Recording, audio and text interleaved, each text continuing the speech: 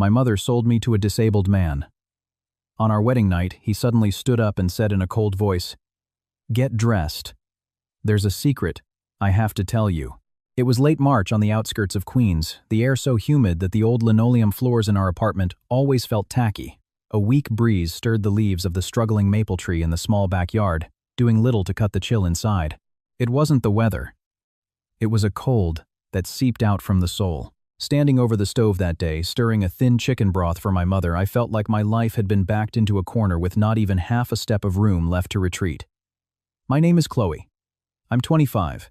I'm not brilliant or special, just a girl working an office job for a small electrical supply distributor near the industrial park, earning a steady paycheck that was just enough to cover rent, utilities, groceries, and mom's prescriptions, and then it was gone. My mother Eleanor wasn't my birth mother. She'd found me when I was just a baby, a nameless infant left at a shelter, and raised me on a string of odd jobs, from stocking shelves at the corner bodega to doing mending and alterations for people in the neighborhood.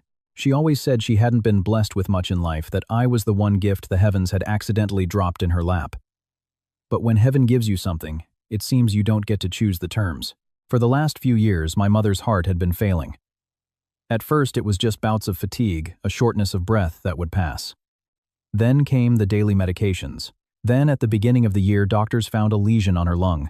During our last visit, the oncologist, a man with weary eyes behind thick glasses, looked at me for a long time. His voice was slow, each word a stone pressing down on my chest. "You should start her on the aggressive treatment plan as soon as possible. If you wait even with money, it might be too late." I managed a smile that tasted like ash. Money? Where would I get that kind of money? I didn't dare ask the doctor. I only asked myself, huddled in the back of an Uber, clutching the bag of prescriptions, the city wind whipping against my face. My bank account had a little over $6,000 in it. $6,000.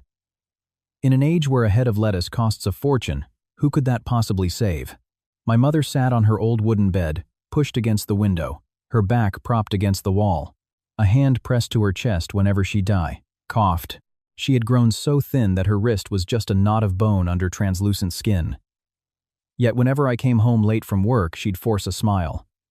"Did you eat, honey? I saved you some of the soup." Hearing those words, I often wanted to run out to the rusty fire escape and just cry. They say an old mother's life hangs by a thread. She's there, but you live with the constant fear that the slightest breeze could be enough to snap it. My greatest fear was being jolted awake in the dead of night by the sound of her racking cough from the other room, my heart pounding like a drum against my ribs. It was a fear no one could see, but it eroded you day by day. That afternoon, as I brought her a bowl of broth, she looked at me for a long, long time. Her gaze was different. It wasn't just love, not just exhaustion. It was the look of someone holding a truth so heavy that speaking it was as painful as keeping it silent. She put her water glass down, her voice raspy. "Chloe, there's something I need to tell you." I pulled a chair close. "What is it, Mom? Are you feeling worse? I can take tomorrow off and we can go back to the hospital." She shook her head, her frail, cool hand finding mine. "It's not about medicine, Chloe. It's about your whole life." I froze. In our house, whenever she started a sentence like that, it was never good news. She took a difficult breath. "Someone came to see me today. They want to ask for your hand in marriage." I burst out laughing, thinking the fever was making her delirious. "Who, Mom? Are you kidding me?" She didn't smile. She looked down at the frayed edge of her quilt, her voice dropping lower. "It's the Croft family, from the Upper East Side." I was stunned into silence for several seconds. That name was legendary in New York. The Crofts were fabulously wealthy real estate, a chain of high-end grocery stores, stocks and everything. People like them, and people like me, were on opposite sides of the East River. We could barely even see each other clearly, let alone meet. I blurted out, "You must have misheard, Mom." Or they were asking about someone else with the same name. No, they were asking for you. I set the bowl down hard on the nightstand, the spoon clattering with a dry, sharp sound. A family like that asking for me, who am I? What could I possibly have that would make them come all the way to this apartment? My mother was quiet for a moment. "They're asking for their younger son, Julian." I knew the name not from any personal acquaintance, but because the gossip columns had been merciless. Julian Croft, the second son of the Croft dynasty, had been in a terrible car accident a few years ago that left him in a wheelchair. Rumor had it the accident had left him incomplete as a man. That was why, for years, there had been no talk of marriage.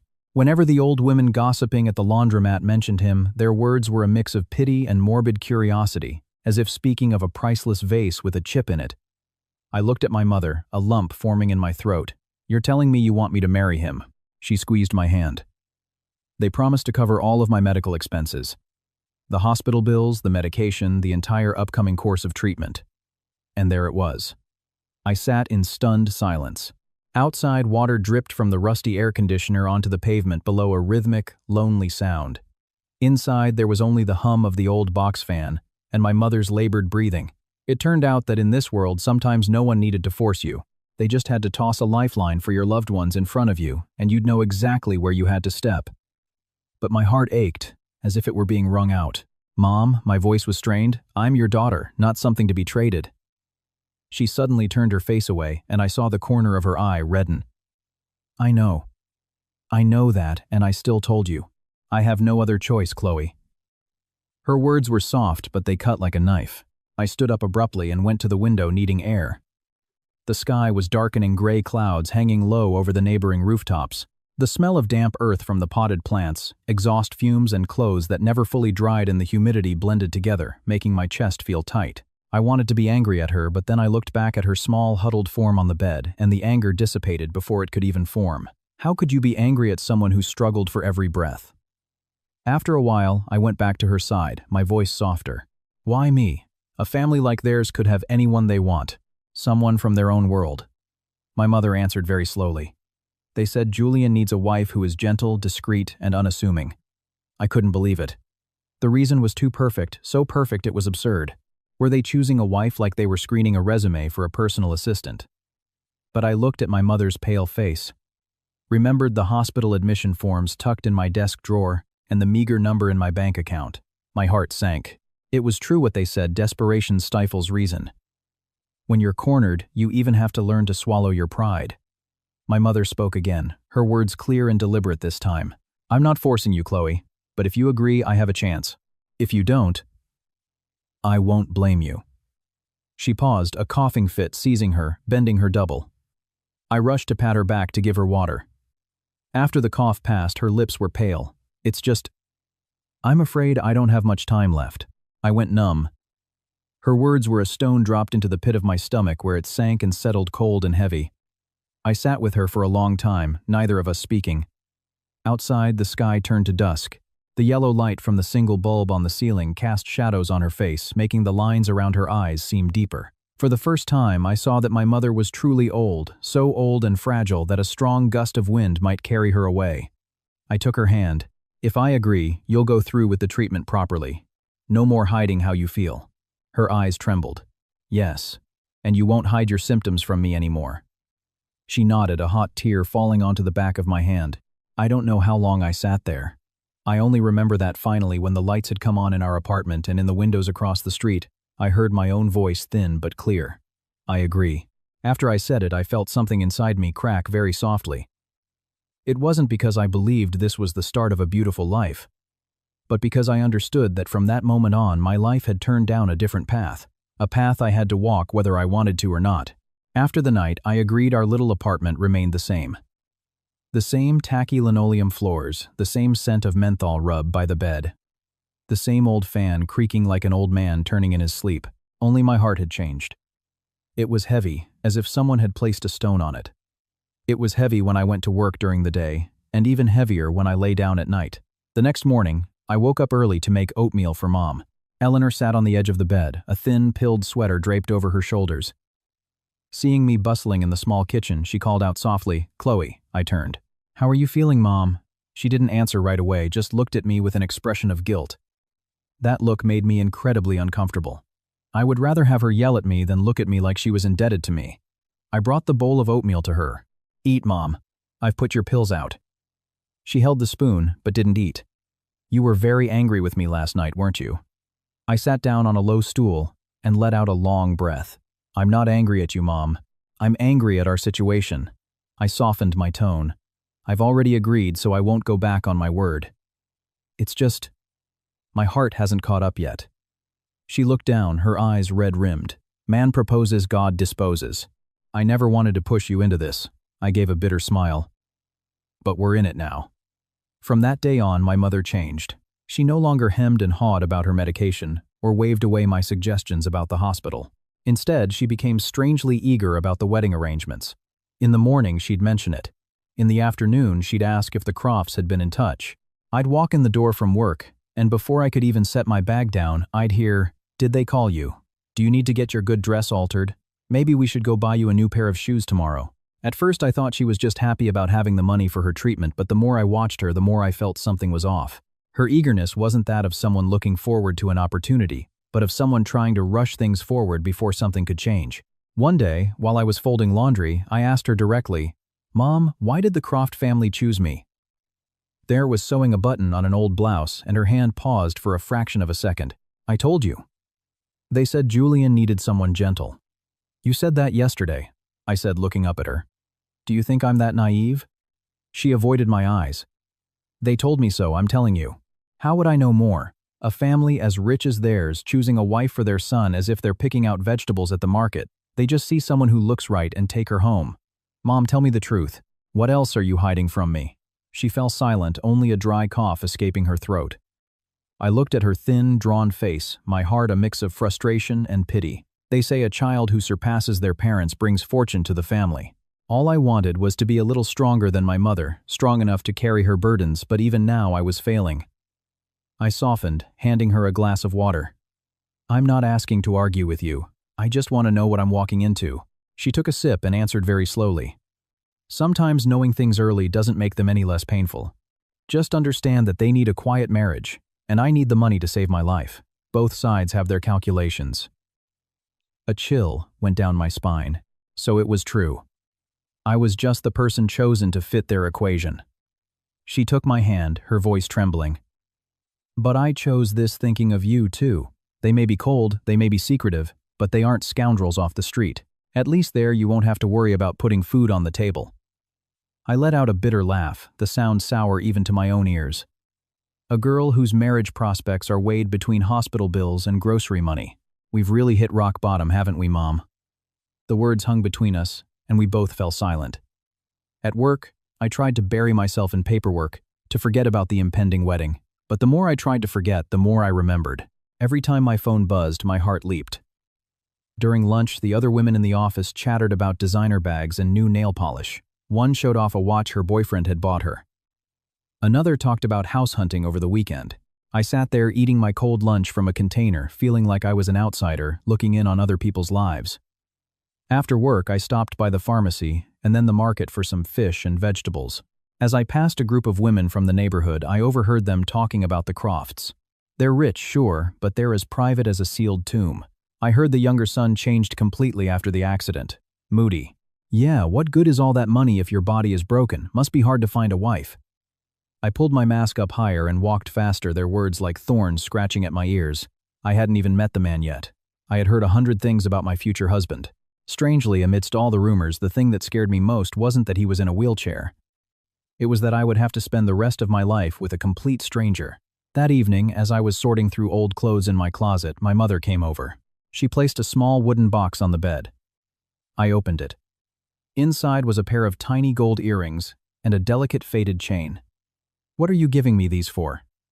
"This is your nest egg. I was saving them for when you got married." Hearing the words "got married," my heart winced. "Put them away, Mom." "I don't need them." She shook her head. "You do. We may be poor, but my daughter can't go to her new home with nothing. There's an old American saying, shirt sleeves to shirt sleeves in 3 generations.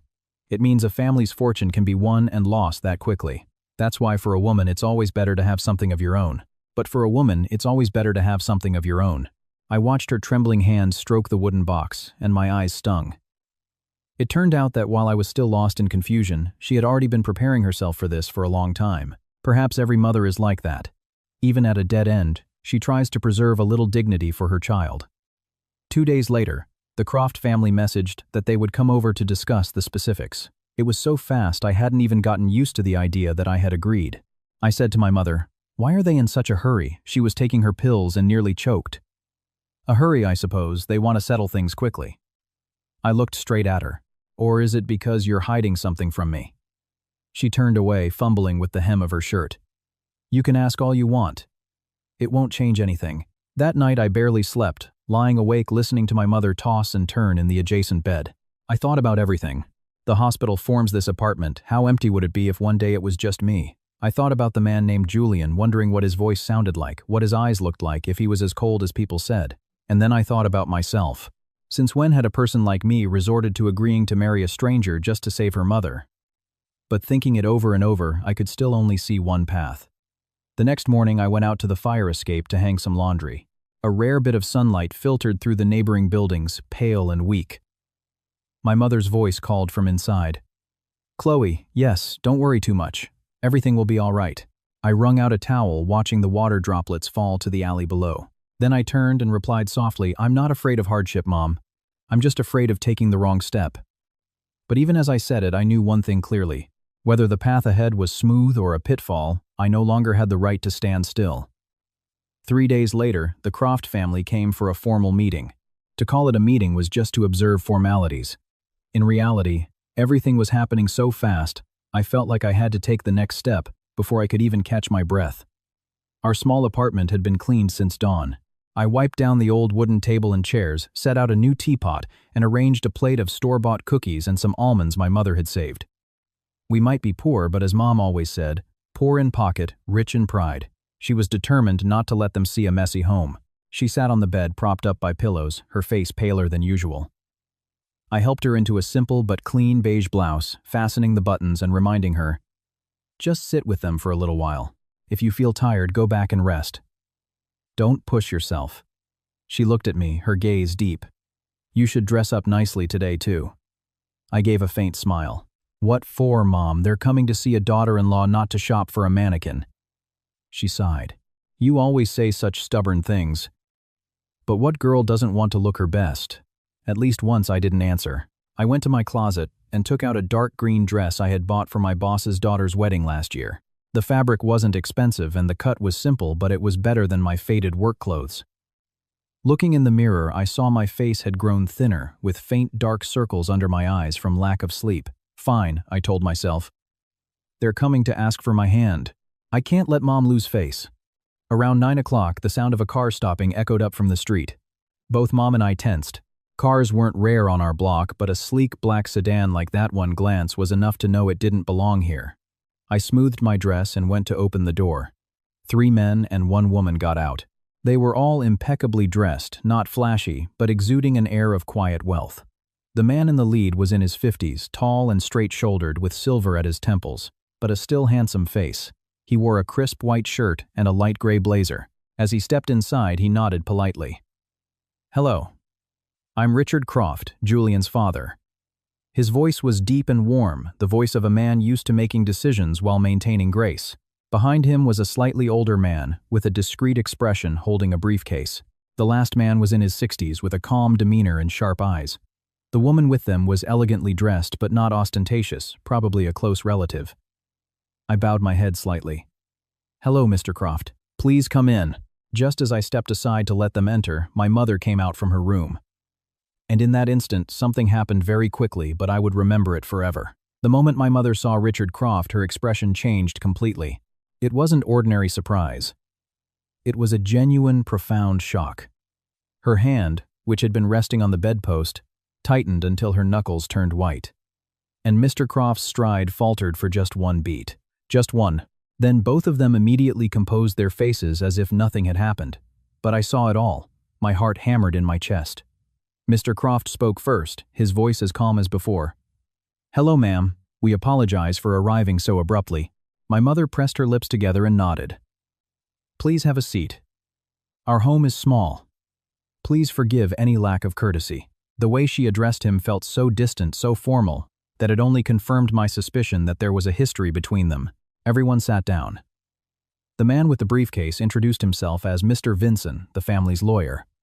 The older man was Mr. Peterson, the longtime estate manager for the Croft family, a lawyer at a pre-wedding meeting. This felt more like a negotiation than a marriage proposal. Mr. Croft's eyes scanned our small apartment before he spoke slowly. "We've come today to formally speak with you and with Chloe. We've discussed the general terms, but if there's anything you're not comfortable with, please be direct." My mother lowered her head slightly. My family is small. I'm ill, and honestly, all I wish for is for my daughter to have a stable place to land. Hearing that, a lump formed in my throat. I hated the feeling of sitting here like an item being weighed on a scale, a stable home versus hospital bills. But in front of these people, I sat up straight, my hands folded neatly in my lap. The woman who had come with them finally smiled. Chloe looked so kind and gentle. Our family values girls who are sensible and not flashy. I could only offer a polite reply. Thank you. I have many shortcomings, Mr. Croft looked at me, his gaze assessing but not obvious. What is your line of work? I work in administration for an electrical supply distributor, sir. Is the job stable? It pays the bills. He nodded, his finger tapping lightly on the arm of the chair. The small gesture made me feel he was calculating something. Mr. Peterson said almost nothing, merely observing in silence. The lawyer, Mr. Vincent occasionally opened his briefcase to check a document before closing it again. My mother let out a long cough. I quickly stood up to pour her some water and pat her back. Mr. Croft watched the scene, his voice softening. I've heard about your illness. We've already spoken with the hospital. The arrangements for your treatment can be made very soon. I looked up. So, this had all been prepared in advance, and prepared meticulously. It wasn't a case of proposing and then figuring out the details. It was figuring out all the details and then coming to propose. The thought made my heart grow a little colder. My mother whispered, "My family is deeply indebted to you." Mr. Croft frowned slightly. We're soon to be one family. Please don't be so formal. Hearing the words "one family," my chest felt heavy. One family. Why did every word spoken feel like it was being placed on a scale? After some more conversation, Mr. Croft put down his teacup and said decisively, "If your side has no further concerns, we would like to arrange for the wedding to happen soon. Simple, private. Within a week would be ideal." I jerked my head up. A week. Even knowing things were rushed, I hadn't expected it to be that fast. My mother's lips trembled, but in an instant she had nodded. Yes, if you've already decided, I have no objections. I turned to look at her, my eyes surely showing my shock, because she quickly avoided my gaze. I understood then. She wasn't just agreeing. It was as if she had been waiting to say those exact words. I spoke up, trying to keep my voice steady. Mr. Croft, a wedding is a major event. Isn't a week a bit too rushed, Mr. Croft looked at me, not with annoyance, but with a slow reply. It is rushed, but waiting may not be better. Your mother needs treatment soon, and on our side we also want things settled quietly to avoid unnecessary publicity. The answer was perfectly reasonable, so reasonable it was unassailable. But that very perfection made me feel that there was a part of the truth that was being left unsaid. The meeting ended more quickly than I had imagined. All the proper words were said, all the courtesies observed. An outsider would have praised the groom's family for being so considerate and proper. Only I, sitting in the middle of my own home, felt like a stranger. It was as if everything was happening around me, but not necessarily to me. As I walked them to the door, I happened to glance back. My mother was standing in the doorway, and Mr. Croft was stepping down from the threshold. Their eyes met again. No one spoke a word, but that look. It was as heavy as a piece of the past that someone had unexpectedly unearthed, dusted off, and placed squarely in the present. The door closed, the sound of the car fading down the street. I turned back and looked at my mother for a long time. You knew him before, didn't you? My mother sat down on the edge of the bed, her hand on her chest as if she were short of breath. She didn't answer right away. Her face had gone pale, and her eyes looked cloudy like someone trying to swallow a bitter memory. Before I could ask my mother any more about Mr. Croft, events swept me away like a flood. Exactly 1 week after that meeting, I was in a wedding dress. People say a girl's wedding day should be happy, exciting, a day to remember for a lifetime. But that morning, as I sat in front of a mirror while a stranger styled my hair and applied makeup, my heart felt as still as a frozen pond. It wasn't that I wasn't scared. I was so scared that I had no energy left to tremble. The hotel where the wedding was held was in the heart of Manhattan, glittering and polished. From the marble steps to the grand lobby to the ballroom, everything smelled intoxicatingly of lilies and orchids. The chandeliers were so bright, they made my eyes water. Stepping out of the car, holding the hem of my gown, I felt like I had stumbled onto the set of some movie about the rich and famous. A few years ago, passing a place like this, I would have just glanced through the glass windows before hurrying on my way. And yet today, I was the bride standing in the very center of it. A makeup artist walking beside me whispered in my ear, "Try not to look down so much. It ruins your presence." I almost laughed. Presence. My stomach was a knot of tangled wires. My mother wasn't strong enough to move around much, so the Crofts had arranged for her to rest in a private suite beforehand. Before I walked into the ballroom, she held my hand for a long time. Her hand was cold and trembling. "I'm so sorry, Chloe." I shook my head, squeezing her hand back. "Don't say you're sorry today, Mom. Just sit quietly and save your strength for me." Her eyes reddened. My daughter has been wronged. I pressed my lips together, suppressing a sigh. "It's okay, Mom. They're waiting." And then, I walked out. As I walked down the aisle, a soft, elegant melody began to play. I took each step so slowly I could hear my own heart beating. On either side were unfamiliar faces. The Croft family, business partners, acquaintances, everyone was beautifully dressed. Their laughter measured. I was being scrutinized from head to toe. And then I saw Julian.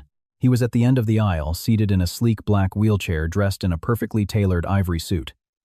He was tall, with broad shoulders and a straight back. His features were so sharp that even in profile I could see the clean line of his jaw and his deep-set eyes. If it weren't for the wheelchair, no one would have guessed he had been in an accident. Even seated, he had a strange presence. Not one of weakness that elicited pity, but one of coldness and reserve that made you unsure whether to approach or keep your distance. That was the first time I met my husband.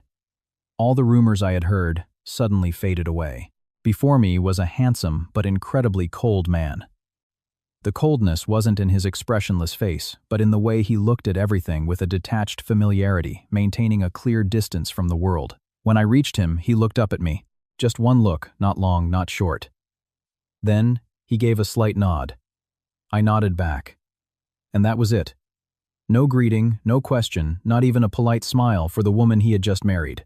I knew this marriage didn't begin with love, but that moment still made my heart sink. The distance between us was even greater than I had imagined. The ceremony was a blur of practiced words about two families, about destiny, about an auspicious day. It was like a well-rehearsed play. I moved beside Julian to the stage, accepted flowers, bowed to guests, and raised a champagne flute. Every one of his movements was precise, economical, revealing nothing. An outsider would have praised the second son of the Croft family for maintaining his composure and dignity despite his circumstances. But I, standing right next to him, felt like I was standing next to a beautiful, cold statue. During the ring exchange, my hand trembled slightly, not from emotion, but from the sudden, stark reality of it all. The ring slid onto my finger like a soft but firm lock. I looked up and caught the eyes of a few guests, below their expressions a mix of curiosity and judgment. I faintly heard a woman's voice. "She looks sweet, doesn't she?" Another voice replied softer. Sweet or not, her life certainly just changed. My ears burned. I had expected words like that, but hearing them still felt like a pinprick. The world is quick to see the wedding gown and the chandeliers, but few see the price a woman has to pay to wear them. The reception was not overly extravagant, but every dish served was a testament to the Croft family's status. Richard Croft moved from table to table, his demeanor dignified, his speech impeccable. At times I saw him glance towards my mother, a quick look that he would immediately avert. It was a fleeting glance that no one else noticed, but to me, it was anything but normal. As for Julian, he barely spoke a word from beginning to end other than what was absolutely necessary. When people congratulated him, he nodded. When I fumbled with the train of my dress, he waited patiently. When a waiter pushed the cart slightly off course, he just frowned slightly and adjusted his own position. Everything was neat, contained, with not a single emotion allowed to spill out. At one point, we were posing for a photo. The photographer chirped bride and groom. "A little closer. Groom, look at the bride, please." Perfect, beautiful. A faint scent of cologne drifted from Julian's suit. He turned to look at me as requested, but his eyes were as still as the surface of a lake. I suddenly found my own situation ridiculous. To the outside world, we probably looked like a beautiful couple. But to me, we felt like two strangers just trying to get through a formality. After the reception, I changed into a simpler dress to go home with my husband. As I walked to the car, I glanced back at my mother. She was in a separate car behind us, her face pale, but she managed to smile to reassure me. That smile made my heart clench. I knew I wasn't getting into this car for any romantic dream. I was getting into it for the woman who was waiting for a chance to live. The car left the hotel, gliding through the brightly lit streets. I sat next to Julian in silence, my hands in my lap. He was silent too. The only sound in the car was the quiet hum of the air conditioning. After a long while, I spoke first. "Thank you. For the hospital arrangements for my mother." He didn't turn to look at me, just replied curtly. It was part of the agreement. His voice was deep, neither heavy nor light. After that, I didn't know what else to say. Part of the agreement. Yes, to him this was just another clause in a prearranged marriage. But to me, it was the pillar holding up my mother's life. Worlds apart. The car turned into a quiet, tree-lined street of mansions. I looked out the window and felt myself moving further and further away from our little apartment, away from my old life, which for all its hardships was where I belonged. From the moment I passed through those gates, I knew I had truly entered a different world. A world that from the very first night made me feel like a bride who had lost her way. Julian's private residence, a modern penthouse, was not far from the main Croft estate, but separate enough to be its own world. As the car pulled up to the private entrance, I saw a sleek lobby, minimalist art on the walls, and large glass windows reflecting the soft city lights. Everything was beautiful in a spare, immaculate way. But like a luxury hotel, everything was in its perfect place, lacking the warmth of a home. I stepped out of the car, the hem of my dress brushing against the curb. A housekeeper, a woman in her 40s, bowed her head. "Good evening, Mr. Julian." "Good evening." Mrs. Croft. The title, Mrs. Croft, made me pause. This morning I was just Chloe from Queens. By nightfall, I was Mrs. Croft to a stranger. A person's life can truly pivot in a single day. Julian guided his wheelchair, straight inside. I followed my eyes, taking in the surroundings. The living room was vast, with high ceilings, a pale gray sofa, a wall of bookshelves, and a grand piano next to a large window overlooking the city. There were no family photos, no vibrant flower arrangements, nothing superfluous to create a sense of intimacy. The entire penthouse was so quiet and tidy that I felt if I were to accidentally drop a glass, the sound of it shattering would echo for a long time. The housekeeper served tea and then quietly withdrew. Mr. Peterson, the estate manager, hadn't come with us, so in the living room it was just me and Julian. For the first time since the wedding, we were in a completely private space with no music, no guests, no one to force a smile or a nod for. I stood by the sofa, my hands twisting the fabric of my dress. I had never experienced a silence that felt so long. Julian broke it first. He opened a drawer in the end table beside him, took out a black credit card and placed it on the glass coffee table in front of me. "For household expenses," he said, his voice even. "You can use this for now." I looked at the card, a small knot of tension in me, easing slightly. At least it was a practical start. I nodded slightly. "Thank you."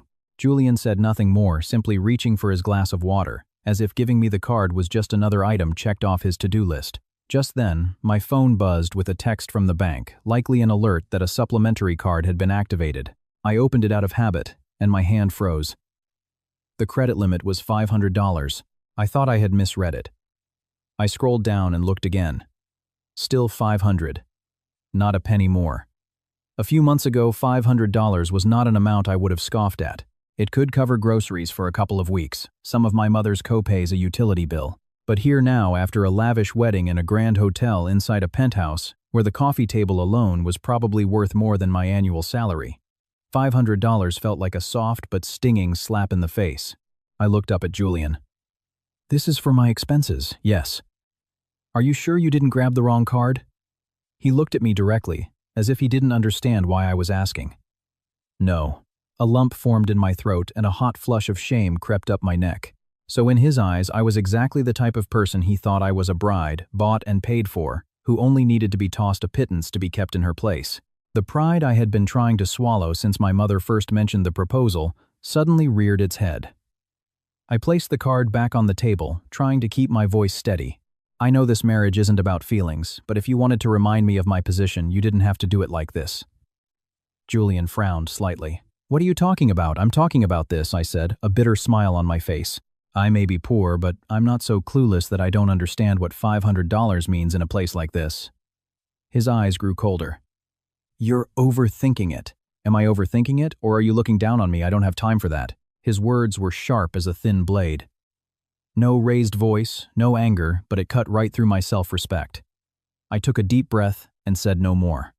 People say there's shame in begging for food. At that moment I felt there could be shame in money too. The amount wasn't the issue. The shame was in feeling that you were being measured by someone else and found to be worth so very little. The housekeeper returned to ask if I needed anything. I shook my head, my body exhausted after a long day. All I wanted was to get out of this heavy dress and lie down to hell with tomorrow. Julian's bedroom was on the main floor, spacious and private with a door opening onto a terrace. A large bed with white linens, built-in closets, everything was pristine to the point of being sterile. I went into the adjoining dressing room, my fingers fumbling with the tiny buttons on the back of my dress. Looking at myself in the mirror, my lipstick was faded, my hair a mess. The bride in the mirror didn't look like someone who had just had a joyous day, but like someone who had just completed a long, exhausting journey. When I came out in a modest set of pajamas, Julian was beside the bed, preparing to transfer himself from his wheelchair to the mattress. I stopped. The movement was clearly not easy. His hands gripped the edge of the bed, his shoulders tensed, each motion slow but deliberate. It was as if he had done this so many times he was used to it and hated having anyone watch. I watched for a few seconds, a strange feeling stirring inside me. Even though I was angry, I couldn't ignore his struggle. I moved closer instinctively. "Let me help you." Julian's head snapped toward me, his voice low and hard. "I don't need it." But I said, "I don't need it." I froze. But just then, perhaps because my approach had distracted him or because his hand placement was slightly off, his body swayed. I lurched forward to catch him. We both lost our balance. I heard a dull thud against the bed frame, and then I was falling with Julian tipping to the side, one arm bracing himself against the floor. The space between our faces was so close I could hear his breathing. The clean scent of soap, the lingering trace of his cologne, the sharp intake of breath in that chaotic moment made my heart race. For a normal married couple, this might have been an awkward, even funny situation. But for us, it was just another wound. Julian immediately pushed my hand away, his eyes darkening. "I told you to stay away." His words were like a splash of cold water. All the hurt, all the anger from the credit card incident welled up into a tight knot in my chest. I scrambled to my feet and backed away. "Fine. From now on, if you fall, if anything happens, I won't interfere." He didn't answer. Just used his arms to push himself up onto the edge of the bed, his face taut with a mixture of pain and bruised pride. I felt that every second I stood there was a second too long. I turned to the long sofa in the corner of the room, grabbed a pillow, and lay down.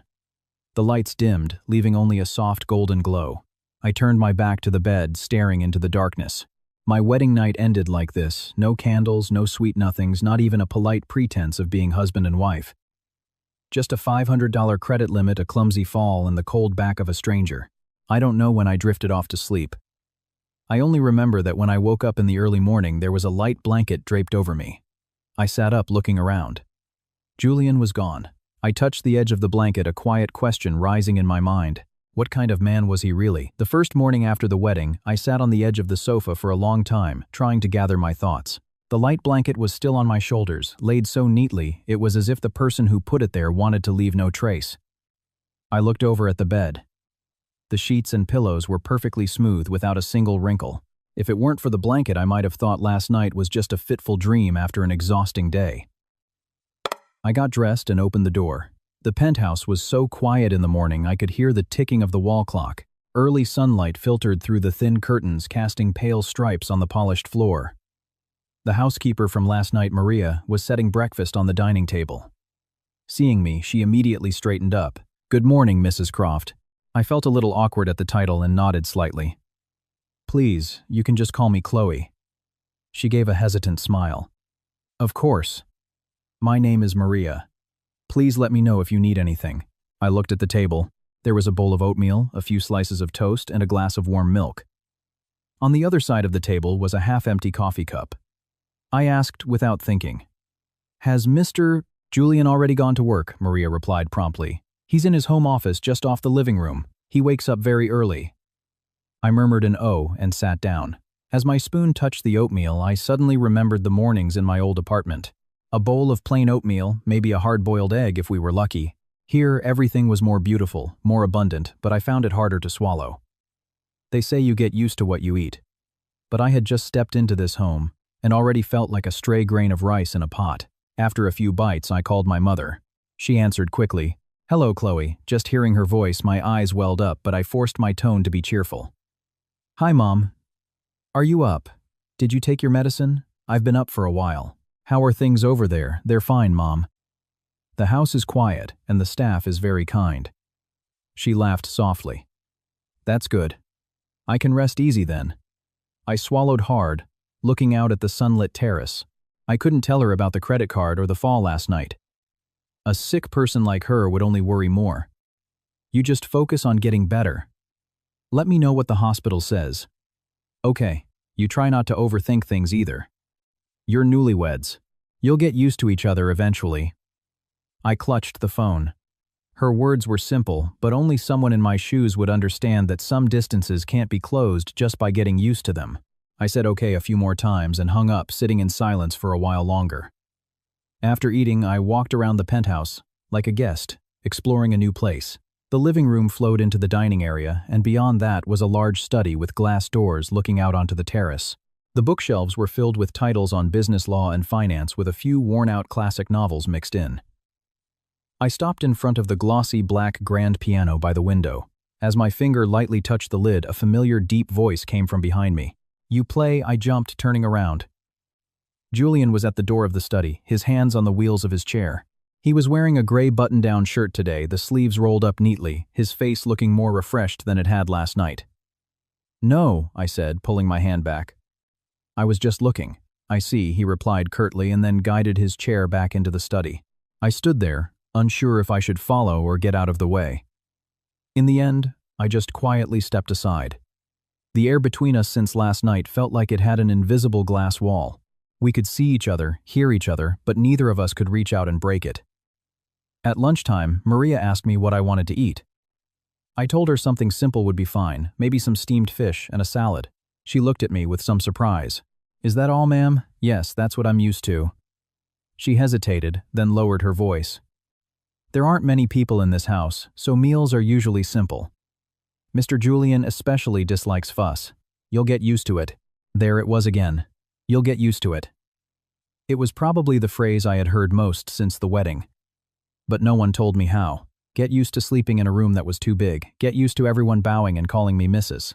Croft. Or get used to a husband whose one sentence was as long as most people's 3. In the afternoon, I rolled up my sleeves and helped Maria fold napkins and wipe down some cups on a shelf. She saw me and quickly tried to stop me. Mrs. Croft, please let me do that. Mr. Julian wouldn't be pleased if he saw you. I smiled. It's not like my hands are broken. I did all sorts of chores at my old home. Maria looked at me and then spoke as if confiding a secret. It's not that. It's just... Mr. Julian doesn't like people disrupting the order of the house. Hearing that, I paused. So it wasn't just me who felt suffocated here. Even a misplaced napkin could be a cause for concern. Near evening, I brought a cup of hot tea to the study. I don't know why I did it. Maybe because I thought for better or worse I was technically his wife and I couldn't just remain silent forever. Julian was reviewing some files at his desk. Hearing me, he looked up. I made some tea, I said, placing the cup down. If you don't want it, you can just leave it there. Julian looked at the teacup, then at me for a few seconds. Thank you. I was a little taken aback. It was a short phrase, but it was the softest thing I had heard from him so far. I had taken a few steps away when he suddenly called after me. The hospital sent over your mother's appointment schedule this afternoon. I had my assistant forward it to you. I turned back sharply. He knew the hospital had contacted his office. He replied matter-of-factly, "Rest assured her treatment plan will not be delayed." I stood there silent. He spoke so bluntly, but a strange feeling stirred within me. This man was truly odd. He wouldn't offer a single comforting word, but the things that needed to be done were done before anyone even had to ask. Like the blanket last night. Like the hospital schedule this afternoon. No fuss, no taking credit. Just quietly putting the right thing in the right place. That evening, when I went to the bedroom, I saw a new multi-plug power strip next to the sofa already plugged in. Earlier that day, I had casually mentioned to Maria that my phone charger cord was a bit too short. I looked at the power strip for a moment, then glanced over at the desk. Julian was reading as if he had nothing to do with it. I didn't ask, and he didn't say anything. But from that quiet evening, I began to understand something. The hardest part of living in this house wasn't the food or the etiquette. The hardest part was living in a place so full of everything, yet still feeling like you were the one thing that was out of place. And the other hard part was that my husband, who seemed as cold as steel, would sometimes reveal the smallest sliver of kindness. So small that if you weren't paying attention, you could live a lifetime and never notice it. The next day, just after 9 in the morning, Maria came to find me. "Mrs. Croft, could you please get ready, you and Mr. Julian will be going to the main estate for lunch." I was folding clothes and paused. I knew I would have to make a formal visit sooner or later, but hearing the words main estate, my heart still skipped a beat. The penthouse I was living in was already enough to make me watch my every step. How much more intimidating would the main Croft family mansion be, where Richard Croft, the relatives, and a host of scrutinizing eyes were waiting? I opened my closet and chose a simple cream-colored dress, nothing flashy. I put my hair in a low bun and wore just a touch of lipstick to add some color to my face. In a place like this, being ostentatious would only get me into trouble. A new daughter-in-law from my background showing off would only invite gossip. Julian was waiting in the living room. He looked me over once and said curtly, "That's fine." I didn't know if it was a compliment or just a confirmation that I wasn't dressed inappropriately, but for him, "that's fine" was probably a full sentence. On the way there, I sat beside him, my hands clenched together. Julian was looking at something on his tablet. I glanced at his profile, thinking how strange this man was. He was about to introduce his new wife to his family, yet his face was as calm as if he were going to a business meeting. He noticed me looking and asked without looking up. Nervous, I gave a weak smile. "Try swapping places with me and see if you're nervous." He finally looked up then. "Just mind your manners and you'll be fine," I replied, half joking. "If people are determined to dislike you, good manners won't change their minds." The corner of his mouth twitched slightly. It was hard to tell if it was a smile. Then it's even more important to remain calm. His words weren't exactly comforting, but they did make me feel a bit more grounded. The main estate was on a large gated property, the driveway lined with towering oak trees. The house itself was a classic brick mansion, stately and reserved. You could immediately feel the atmosphere of old money, no need for noise. Its very presence was enough to make people lower their voices. I followed Julian inside. The grand foyer had polished marble floors and a massive crystal chandelier. Staff moved about silently, their footsteps barely making a sound. Richard Croft was sitting at a large mahogany table in the living room next to two older women I assumed were aunts. Seeing us, I immediately bowed my head. "Hello, Father." "Hello, everyone." One of the aunts, wearing a moss-green cashmere sweater, looked me up and down, a small, tight smile on her face. "So, this is the new daughter-in-law. She looks docile." The other aunt took a sip of her tea and added, "Docile is good. All this family needs is someone who knows her place." I heard them and understood immediately. Every word sounded polite, but the subtext was a clear reminder of my status. I replied softly, "Yes, I have much to learn." Richard Croft nodded, his tone placating. "That's a good attitude. Living in this house, you'll have to get used to our ways sooner or later." Julian said nothing, just moved his chair to its usual spot by the tea table. I sat slightly off to the side, my back straight, my hands in my lap. I had never been in a space where I felt my every move was being watched so intensely. A few moments later, a young woman came down the stairs. It was Tiffany. Today she was wearing a pale pink silk dress, her hair in perfect curls. As she walked, a trail of perfume followed her. The moment she saw me, she smiled. "Oh, sister-in-law, you're here. I thought you'd still be busy getting used to your new home." Her overly sweet tone made my skin crawl. I just smiled back. "Hello, Tiffany." Tiffany blinked. "Well, as long as you fit in, I guess any house can be a home." It sounded like a casual remark, but it was clearly laced with malice. As lunchtime approached, the staff began setting the large dining table. I stood up to help Maria arrange the silverware. After all, I was the new daughter-in-law. I couldn't just sit there while everyone else worked. Maria quietly told me to leave it, but I took the tray of utensils anyway, telling myself that whatever I did, I had to do it properly. The powder room for the female relatives was near the hallway, leading to the dining room. As I walked past, the door was slightly ajar. I didn't pay it any mind and kept walking. But just as the family was about to sit down for the meal, an older housekeeper rushed out, her face pale. "Sir, Mrs. Croft's pearl earring is missing." The living room fell silent. The aunt in the green sweater shot to her feet. "What?" My earring was in its velvet box in the powder room. "How could it be gone?" the housekeeper stammered. "It was there just a little while ago, ma'am, but now the box is empty." The calm atmosphere instantly shifted. I was standing near the hallway, still holding the tray of utensils, not yet understanding what was happening when I heard Tiffany's voice artfully casual. That's so strange. Not many people have been in that hallway today, have they? Another aunt immediately replied, No, the family all know where things are kept. Who would be foolish enough to touch it? Tiffany tilted her head, her eyes flicking toward me for a fraction of a second. I'm just saying, but I think I saw my new sister-in-law walk past there a little while ago. My hands went cold. It was true I had walked past, but that's all I did. I put the tray down on the table and turned to look directly at Tiffany. Yes, I walked past. But walking past doesn't mean I took anything. Tiffany quickly waved her hands, feigning innocence. Oh, I didn't say you took it, I was just mentioning it so everyone would remember. That was the most venomous way to do it. Not a direct accusation, but enough to make every eye in the room turn to me. I could feel their gazes, scanning my dress, my hands, my face. The look reserved for a new, poor daughter-in-law at the exact moment a valuable item goes missing in her husband's home. No harsh words were needed. The suspicion alone was enough to humiliate.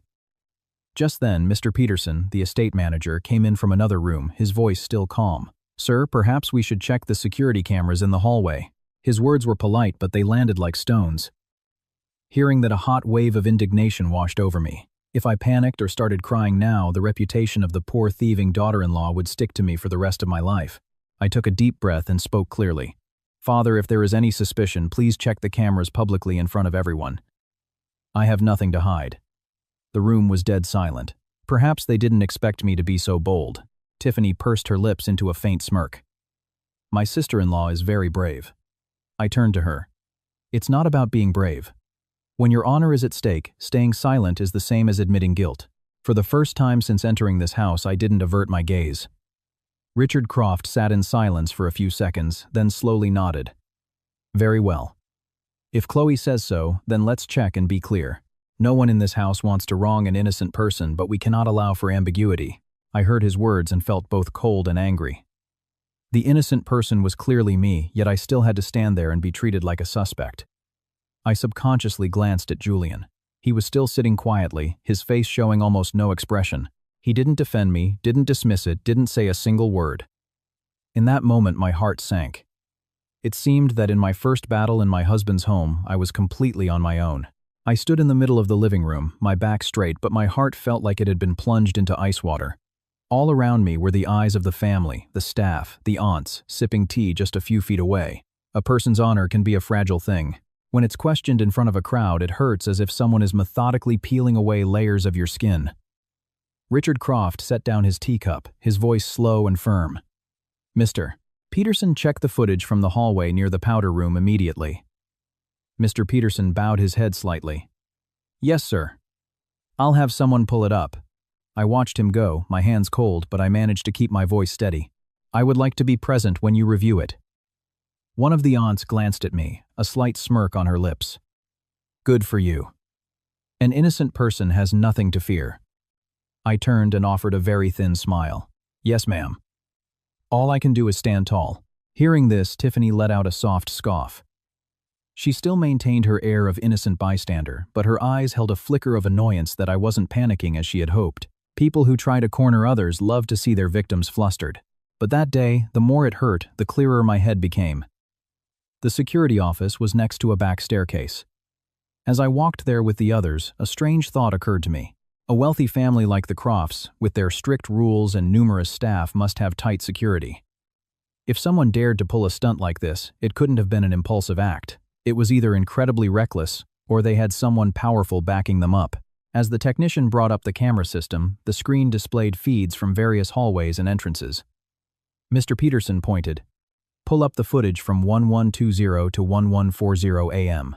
The technician typed a few commands, and then froze. Sir, the data for that time period is missing. Missing? What do you mean, Richard? Croft demanded. Sir, it's not that the camera was broken. It looks like someone deleted it. As soon as he said that, the air in the room grew thick. I felt my heart thud. If it were just a missing earring, they could have pinned the crime of petty theft on me. But a deleted camera file meant this was a premeditated trap. And if it was a trap, I wasn't just a person under suspicion. I was the target.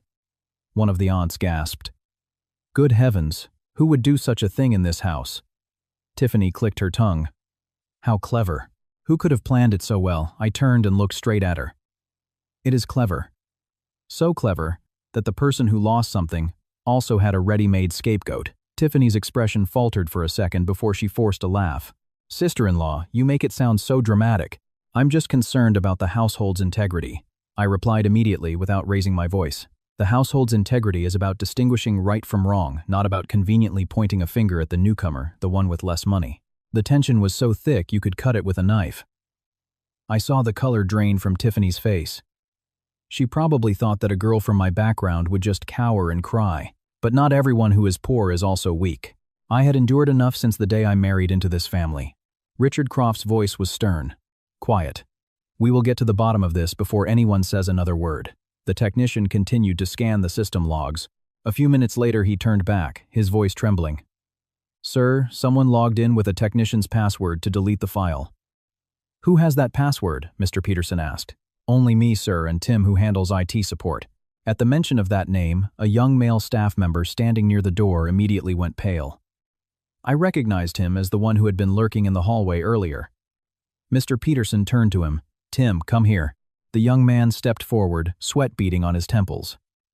Yes, sir. Mr. Peterson's demeanor was still calm, but his expression had hardened. Did you access the camera system this morning? No, sir? The technician interjected. But my account was logged into at that exact time from the computer in the utility room behind the kitchen. Tim stammered. Maybe someone borrowed my computer. I stood there listening and suddenly saw it all clearly. This was a classic case of throwing a stone and hiding your hand. The person who took the fall would never be the one who truly wanted to harm me. It was then that Julian spoke. He had been almost completely silent until this point, but when his voice cut through the room, everyone fell quiet. Check the access log for the utility room door. The technician quickly switched screens. The keycard access list appeared clear as day. At the exact time in question, Tim's keycard had been used to open the door. There was no denying it. The young man's legs seemed to give out from under him. Julian's voice was low but heavy. Tim, tell us now. Don't make me ask a second time. I glanced at him. Julian's expression was as calm as ever, but his eyes were different. It wasn't the silence of indifference I had perceived in the living room. It was the cold precision of someone who had just found their opponent's weak spot. Tim swallowed hard, his eyes darting from Richard Croft to Tiffany. That single glance was all the confirmation I needed. The person he was afraid of was the person involved. Richard Croft tapped his hand lightly on the desk. Speak. Tim flinched, then suddenly dropped to his knees. I was wrong, sir. I just deleted the file. I didn't take the earring. Who did you do it for? Mr. Peterson asked. He bit his lip, which was trembling uncontrollably. Miss Tiffany. The room erupted in gasps. Tiffany's face went white. What nonsense are you talking, Tim? Was on the verge of tears. She told me to delete that segment. She said she just wanted to test the new Mrs. Croft to see how she would handle herself. She said it would be fine that she would cover for me. Shut up, Tiffany shrieked, her voice cracking. When did I ever tell you that I stood there listening to the pounding of my own heart? So it was her. Not an impulsive act, not some vague, passive-aggressive remarks, but a deliberate plot to humiliate me and see how I would react. One of the aunts gasped. My goodness, to play such a game on the day the new daughter-in-law is formally introduced. The aunt in the green sweater, the owner of the earring, was shaking with anger. And where is my earring? The older housekeeper who had first reported it missing peeked in from the doorway and whispered, Ma'am, I just found it. It was in an old glove box in the side cabinet. At that, everyone understood. The earring was never lost. It was just hidden to create a scene. Tiffany tried to argue, but Richard Croft cut her off with a single sharp word. Enough. The room fell instantly silent. He looked at Tiffany, his face not angry, but cold. You are an adult. You need to think before you act. This is a home, not a marketplace for you to play games and test people. Tiffany's face flushed crimson, her lip trembling. I was just joking. I almost laughed out loud. How typical of a spoiled person. Even when caught, she thought the words just joking would fix everything. I looked straight at her. Some things aren't a joke, Tiffany. A person's reputation, once you've stained it with your joke, who is going to wash it clean? Tiffany was speechless. She probably never expected someone cornered like me would dare to talk back in front of the whole family. I said no more. At this point, saying more would only cheapen my own victory. Richard Croft rubbed his forehead, his voice weary. Tim, you're dismissed effective today. Tiffany, go to your room and think about what you've done. This matter ends here. No one is to speak of it outside this house. His decision didn't surprise me. The wealthy were like that. The uglier the scandal, the more they wanted to handle it behind closed doors. Tim was fired to cut loose ends, and Tiffany would get a slap on the wrist at most. If I had been the one found guilty, I doubt the matter would have ended so neatly. People began to file out of the room.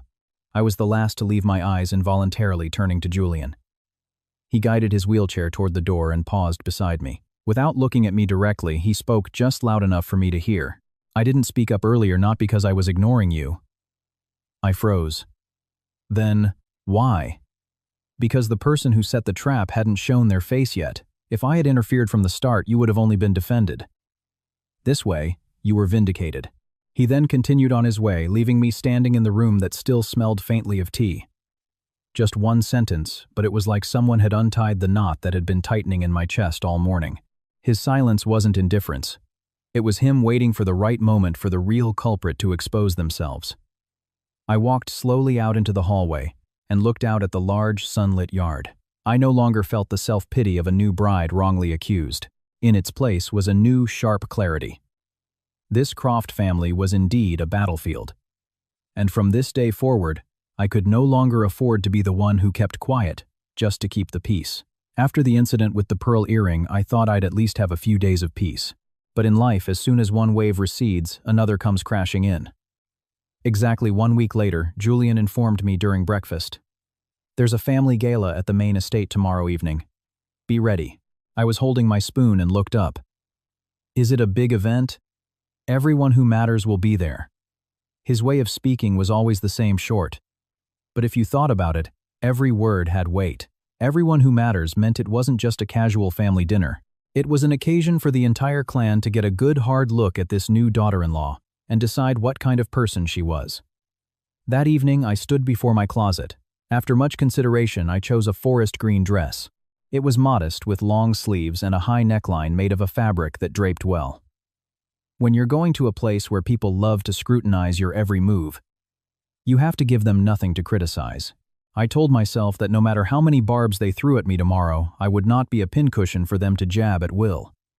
The next day, the car took us to the main estate, just as the sun was setting. The circular driveway was already lined with luxury cars.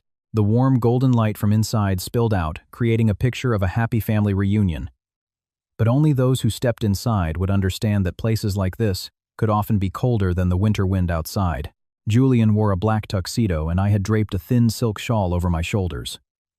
As soon as we entered the foyer, I could feel the difference in atmosphere from our last visit. There were more relatives' faces I had never seen before. Everyone spoke in measured tones, their laughter polite.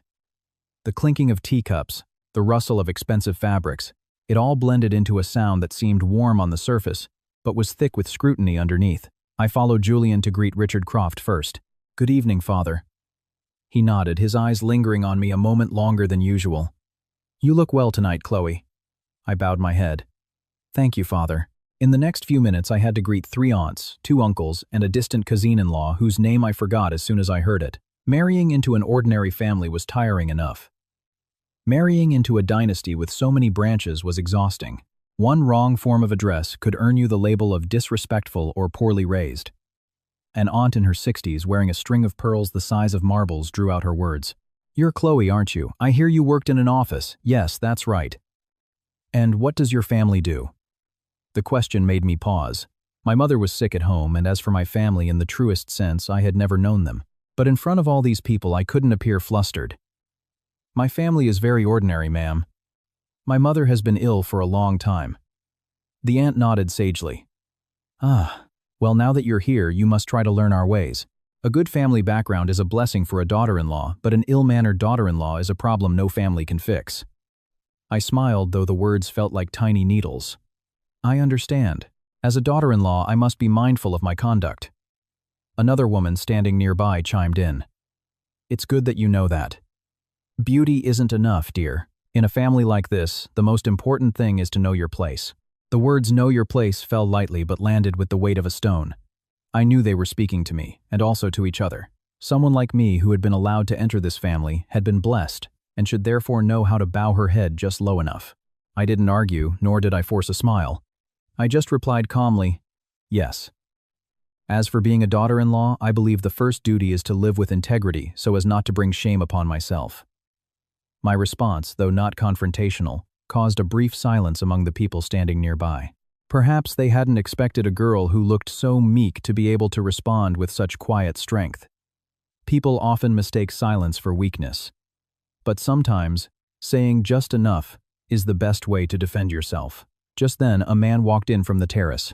He was tall and dapper, his hair perfectly styled, his smile the very picture of a well-bred scion. The moment Richard Croft saw him, he called out, "Kevin, over here." I knew at once this was Julian's older brother. Kevin approached, bowed to his father, and then turned to us. "Little brother, you made it." He smiled, his voice smooth as honey. "And this must be my new sister-in-law." I immediately lowered my head. "Hello, Kevin."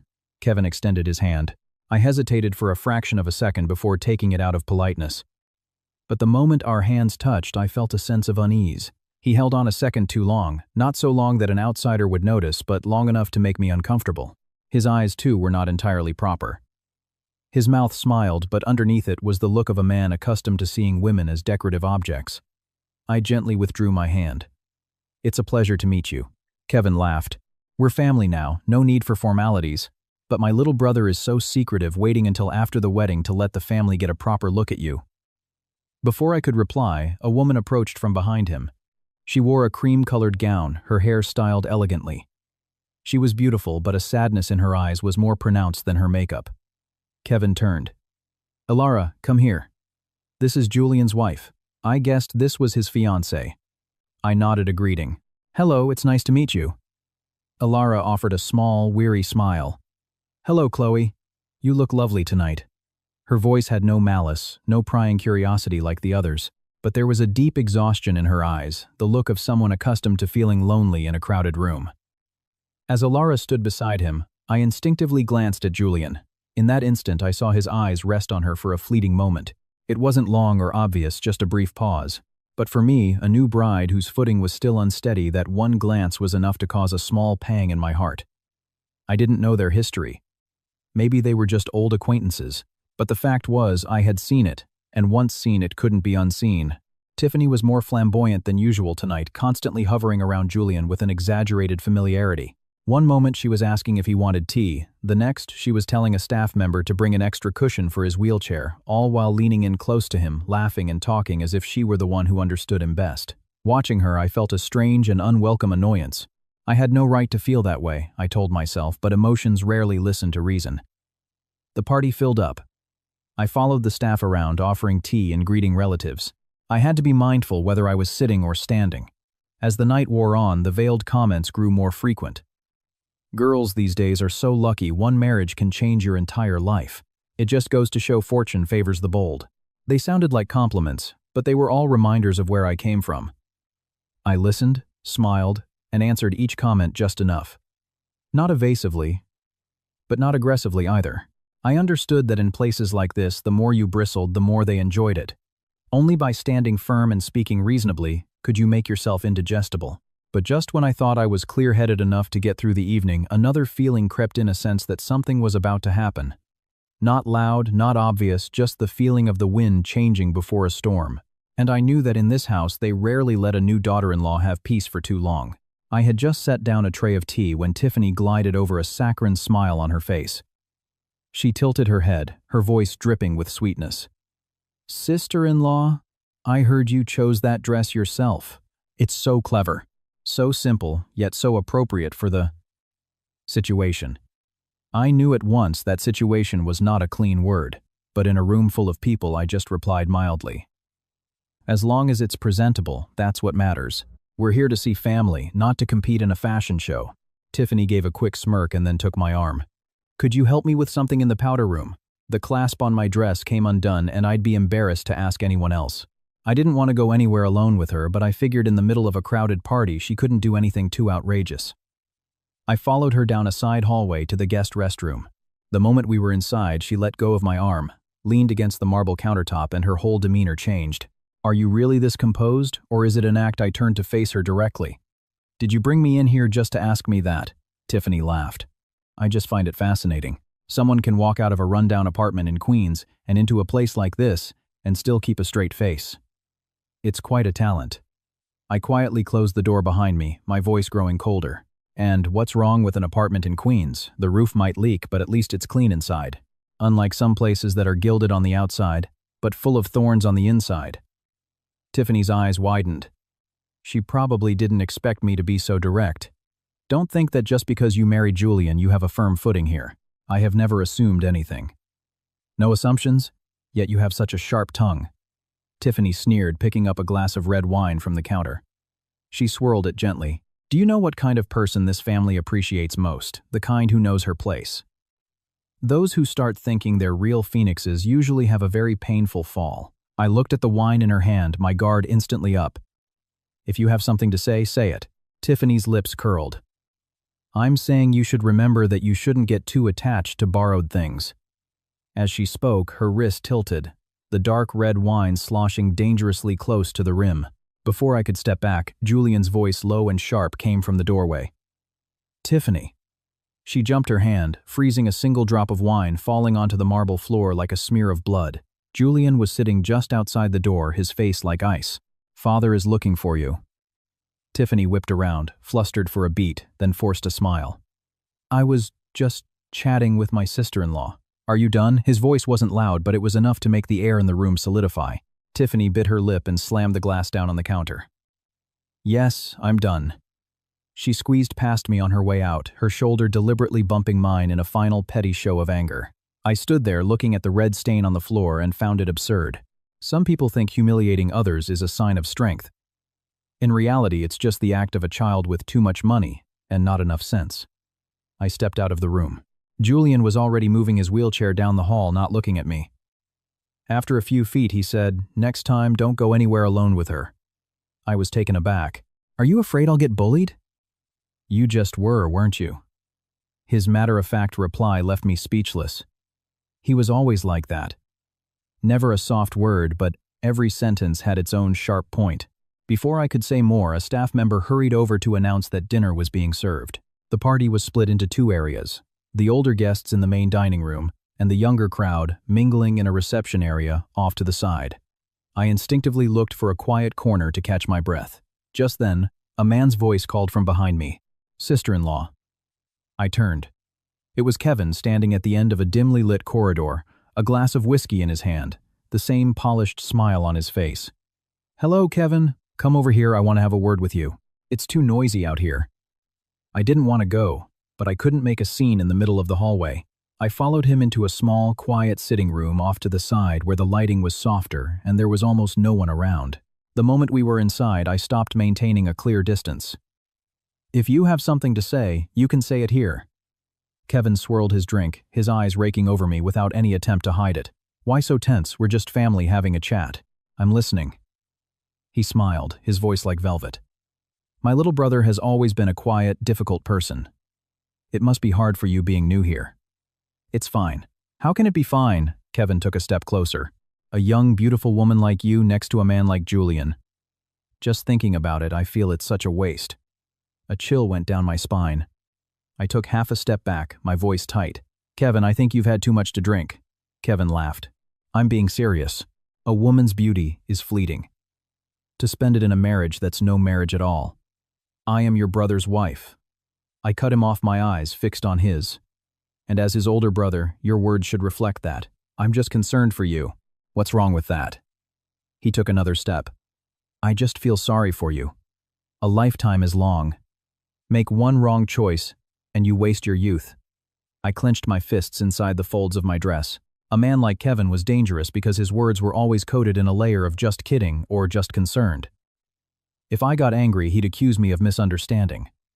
If I showed weakness, he'd press his advantage. I enunciated each word carefully. Whether it's a waste or not is my business. As for you and your position, as the older brother, you should choose your words more carefully. The smile vanished from Kevin's lips. "Sharp-tongued sister-in-law." "Not sharp," I replied. "I just don't like listening to filth disguised as perfume." The moment the words were out, the door behind Kevin flew open. Julian was there. The light from the hallway backlit his frame, making his face seem even colder. He looked at me first, then at Kevin. The room suddenly felt very small. Kevin was the first to speak, a forced laugh in his voice. "Well, look who it is. Just having a chat with my new sister-in-law, getting to know each other." Julian didn't smile. "Are you done getting to know each other?" Kevin took a sip of his whiskey and shrugged. "Why so tense, little brother? I'm not going to eat your wife." At that crude remark, my face burned with humiliation, and Julian's eyes went dark. He guided his wheelchair forward, stopping directly between me and Kevin. His voice was very low. "Kevin, I've told you before. If you have something to say to her, say it in front of me." Kevin looked at his brother, his lips still smiling but his eyes cold. "You're so protective. People might think we have a problem." Julian replied curtly. "We do." The air grew thick with unspoken history. I stood behind Julian for the first time, feeling the full force of the rivalry between these two brothers. It wasn't a momentary clash at a party, nor was it childish competition. It was like a deep underground river that had been flowing for years. Normally unseen, but once the ground cracked, it threatened to pull everything down with it. Kevin set his glass down, his smile bitter. "If you're going to be like that, then I won't bother. Wouldn't want my sister-in-law to think I'm bullying her." I looked straight at him. "I don't need to think it, Kevin. Some things are obvious, even if they're not said out loud." Kevin shot me a look as sharp as a knife, then turned and walked out. The door closed, leaving a heavy silence in the room. I stood there for a few seconds before speaking. "Thank you." Julian didn't turn around right away. After a moment, he said, "In this house, never let yourself get cornered in a private space with someone who isn't clean." Hearing his words, I felt a mix of anger and something else. Anger because I had been careless, but also a strange feeling because this man always seemed to show up at the right time, yet never offered a single easy word to lean on. When I followed him back to the main hall, the chatter and laughter were as loud as before, as if nothing had happened. Only I knew that beneath the golden lights and fine china, this house was hiding things much colder than I had ever imagined. Leaving the main estate, I followed Julian into the car, my heart still burning. On the outside, I maintained my composure, but inside, a fire of indignation was smoldering. Kevin's sleazy advances, Tiffany's fake innocence, the judging eyes of everyone at the party, it all coalesced into a suffocating ball of frustration. The car moved smoothly through the night, the streetlights blurring into long streaks outside the window. Inside, there was only the quiet hum of the engine and the smell of new leather. Julian sat beside me, staring straight ahead. I turned my face to the window. We were so close, yet the atmosphere was as distant as if we were on opposite sides of the city. After a while, Julian spoke first. "What did you say to him in that room?" I whipped my head around. "What do you mean?" "You heard me." "I heard you, but I want to know why you're asking," I snapped.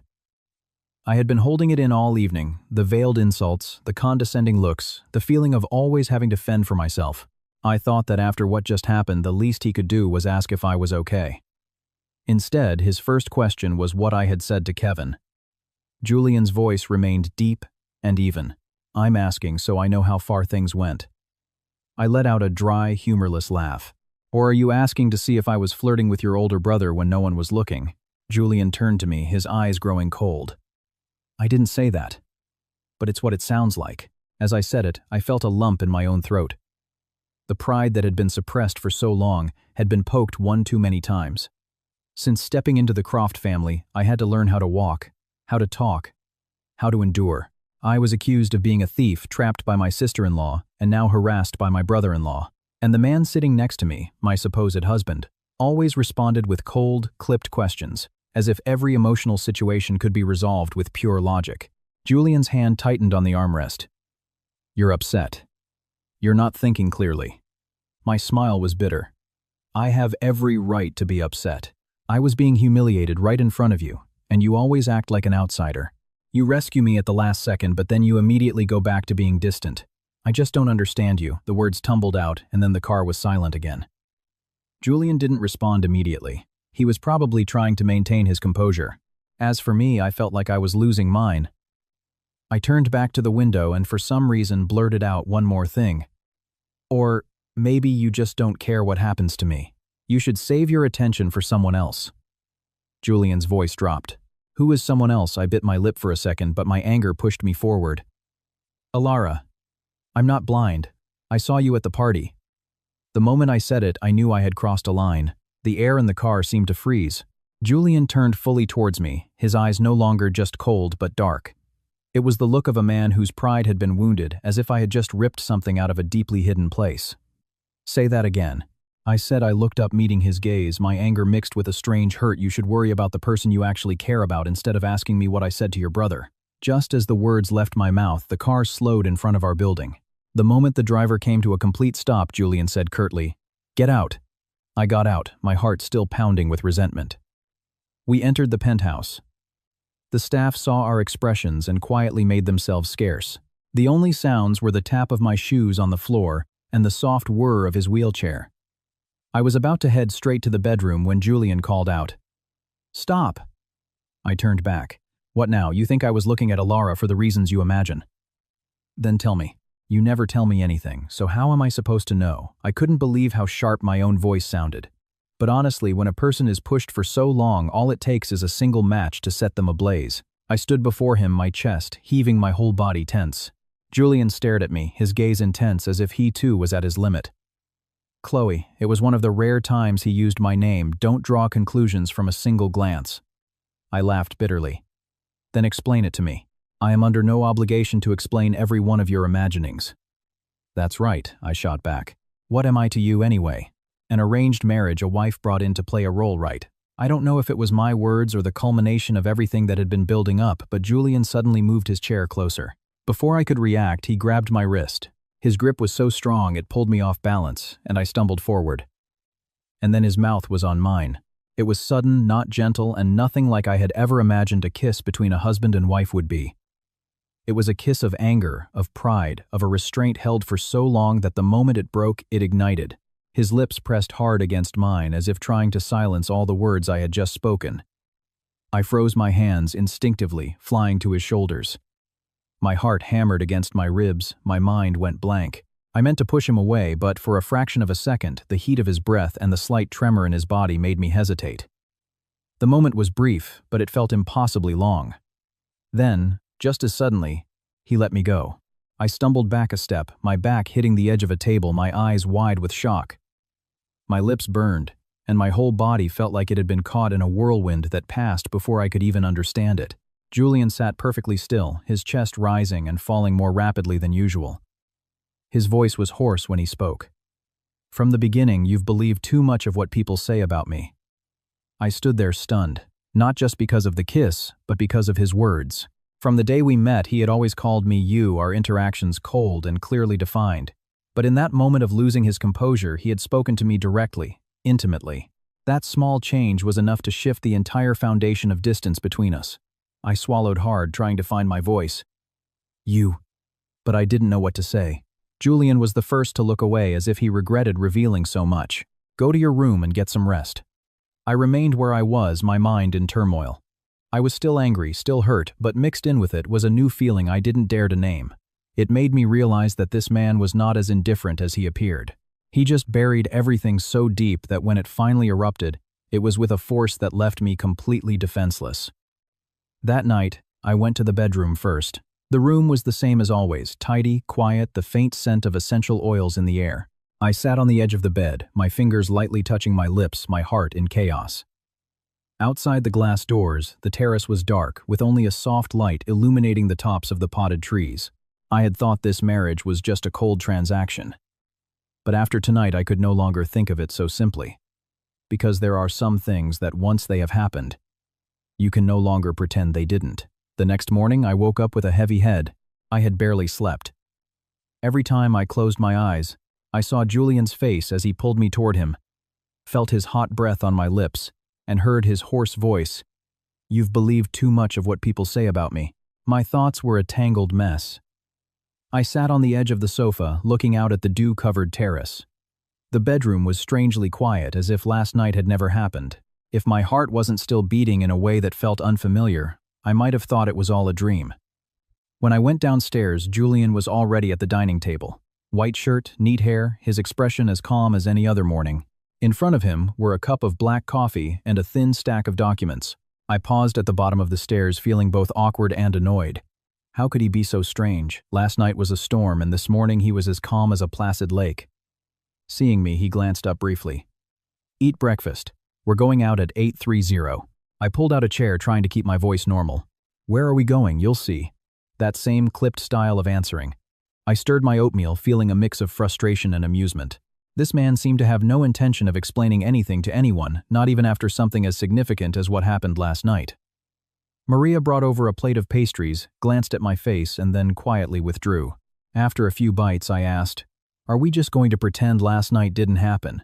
Julian paused, the pen in his hand, hovering over a document. I expected him to evade the question, but he answered directly. "What do you want it to be?" I was speechless for a second. "You could at least clarify things. My actions will speak for me." "What actions?" "Eat. We'll be late." I wanted to slam my bowl down and go back to my room, but after living in this house for a few weeks, I was beginning to learn something. With Julian, the less he said, the more carefully he was planning something. So I forced myself to finish breakfast, my throat dry. At exactly 8:30, a car took us from the penthouse. I thought we were going to my mother's hospital or his office, but instead, the car stopped in front of City Hall. I turned to Julian, my eyes wide. "We're here to get our marriage license," he said simply. I was stunned. The lavish wedding had happened, the reception was over. Everyone in both families knew we were married, and yet we hadn't actually gotten a marriage license until now. A chill ran through me. It felt as if for the past few weeks I had been standing on a loose floorboard that could give way at any moment. Julian looked straight ahead, his voice even.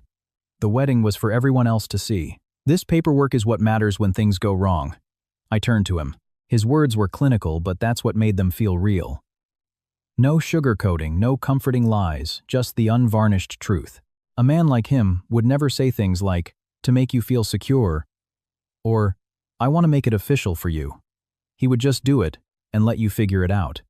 We went inside to handle the paperwork. The clerk must have been notified in advance because the process was incredibly fast.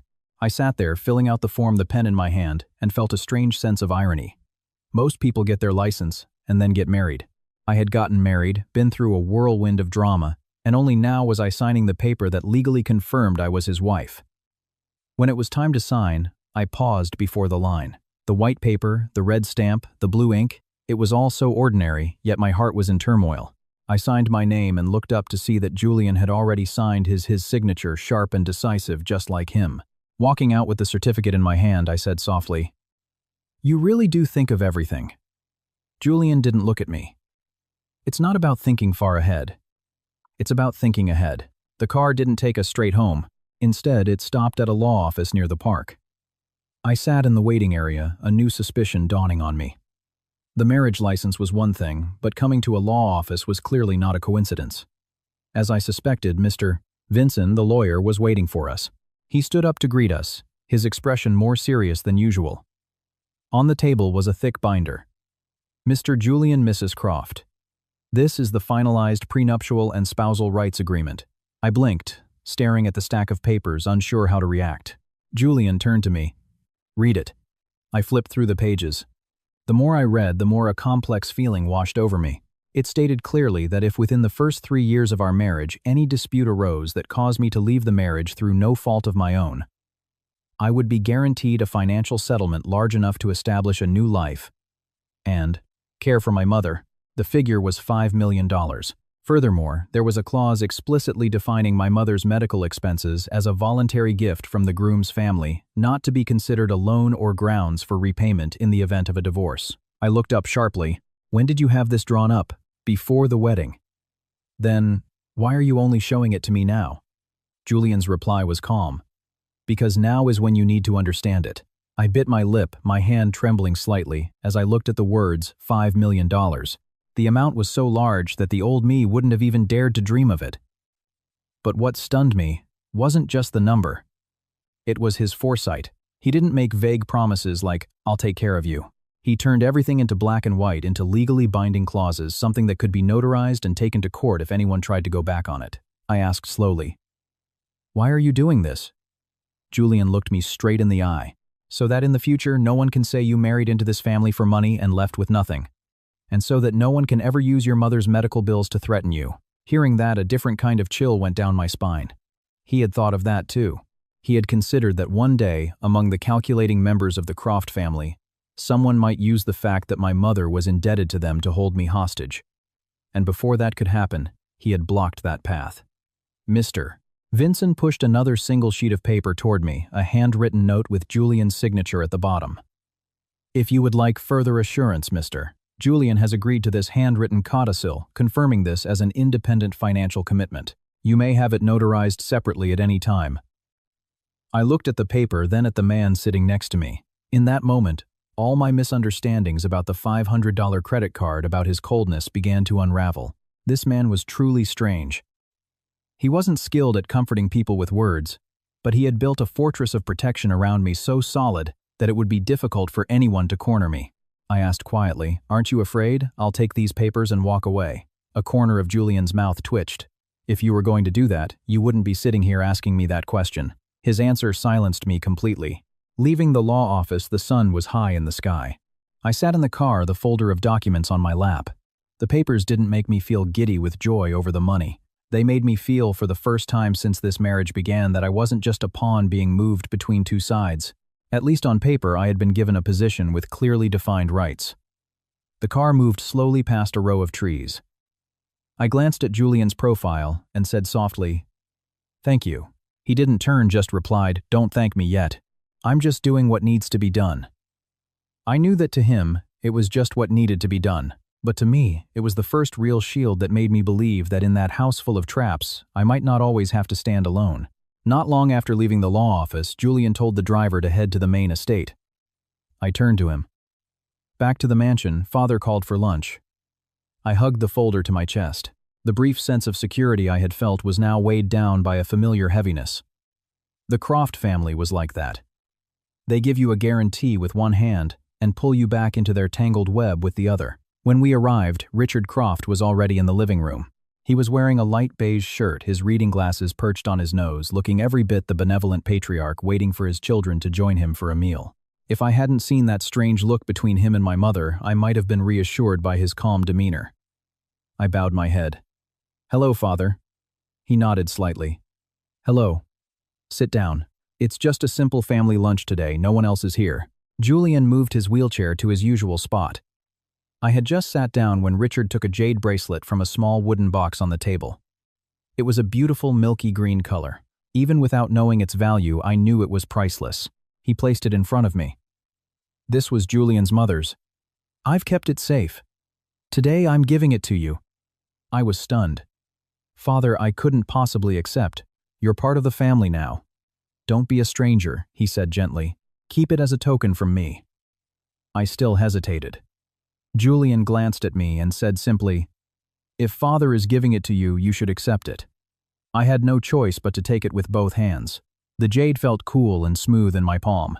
It was beautiful, but for some reason I didn't feel happy. Perhaps because in this house, the more valuable the gift, the more I felt it came with an invisible price tag. Lunch was served shortly after. The meal was elegant and simple: steamed sea bass, a light soup with bamboo shoots, a plate of perfectly green blanched vegetables. Richard Croft spoke slowly, occasionally asking me about my old job, my mother's health, if I was getting used to the new house. On the surface, it was all very pleasant, like a father-in-law trying to create a harmonious atmosphere. But the more he tried, the more tired I felt, because I couldn't tell what was genuine and what was the facade he wanted the world to see. Halfway through the meal, Julian's phone rang. He glanced at the screen and said, "I need to take this outside." Richard Croft nodded. "Go ahead." Julian left the table, and a staff member opened the glass doors to the back terrace for him. It was just me and Richard Croft left at the table.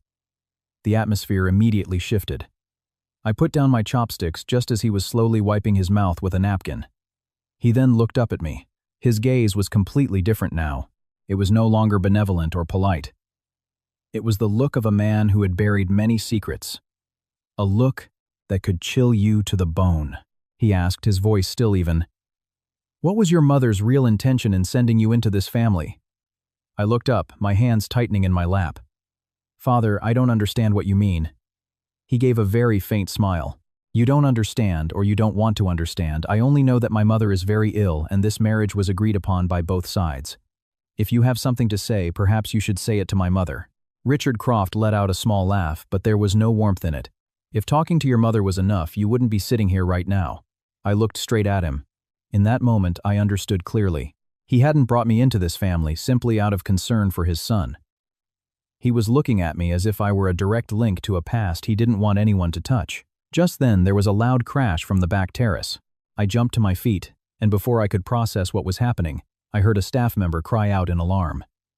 "Mr. Julian, Mr. Julian." I practically threw myself toward the glass doors. On the small ramp connecting the terrace to the stone path in the garden, Julian's wheelchair had slipped sideways. One wheel had gone off the edge, and the whole chair was tilting precariously. He was gripping the wheels, his jaw clenched, trying to keep his balance. Another inch, and both he and the chair would have tumbled down into the flower bed below. My heart was in my throat as I rushed toward him. A nearby gardener also ran over, and together they managed to stabilize the chair before he fell. I knelt beside him, my heart pounding. "Are you okay?" Julian didn't answer right away. His eyes were fixed on the front wheel, his expression strangely cold. I followed his gaze and saw something small and metallic wedged in the wheel's locking mechanism. I used my fingertips to pull it out. It was a short piece of sharpened metal, clearly not something that would have ended up there by accident. I held it out to him. "This..." He stared at the object for a long time, then looked up. There was no surprise in his eyes, only a deep, dark weight. He spoke very softly, but each word was clear. "When you're at the main estate, never ever go anywhere alone." I froze the cold piece of metal still in my hand. All this time I thought the dangers in this house were just gossip and traps meant to humiliate. But I was wrong. Some people had gone much further than I could have imagined so far that even a small garden ramp could be turned into a potential death trap. I turned and looked back at the glass doors. Richard Croft was still standing there, separated from us by a pane of glass. I didn't know what he had seen, or what he was thinking. I only knew that my heart felt like it had been doused with ice water. The deeper I went into the Croft family, the more I realized it wasn't just a house of secrets. It was a place where one wrong step could cost you your life. On the drive back to the penthouse, I barely said a word. The small piece of metal I'd found in Julian's wheelchair was in my pocket, feeling as heavy as a stone. I kept thinking about the look in his eyes when he saw it. It wasn't surprise. It was the look of a man who was used to danger lurking in every corner of his own home. When we arrived, Mr. Vinson, the lawyer, was waiting in the living room. He stood up to greet us, his expression more somber than usual. On the table was a brown file. The moment I sat down, he began. "Mr. Julian, Mrs. Croft. I'm here to review the supplemental documentation regarding Mrs. Eleanor's treatment support. At the mention of my mother, I immediately looked up. Is there a problem with her file?" Mr. Vinson chose his words carefully. "Not a problem precisely. It's just that as a matter of principle, all expenditures related to the marriage need to be clearly documented. In the future, should any disputes arise, or if there are signs of bad faith in the marital agreement, the paying party reserves the right to review these costs." My hands went cold. It was a veiled threat. He was reminding me that if this marriage went south, the money spent on my mother's treatment could be used as a noose around my neck. They could paint me as a gold digger who married for money, and then use that debt of gratitude to crush me. I looked at Julian. He said nothing, just gave a slight nod to the lawyer and had the housekeeper see him out. The moment the door closed, I shot to my feet. "How long were you going to let me be this naive?" Julian looked up. "Calm down." "How can I be calm?" My voice was shaking. "At the mansion, someone tampers with your wheelchair. We get back here, and a lawyer is waiting to remind me that one day my mother's illness could be used against me.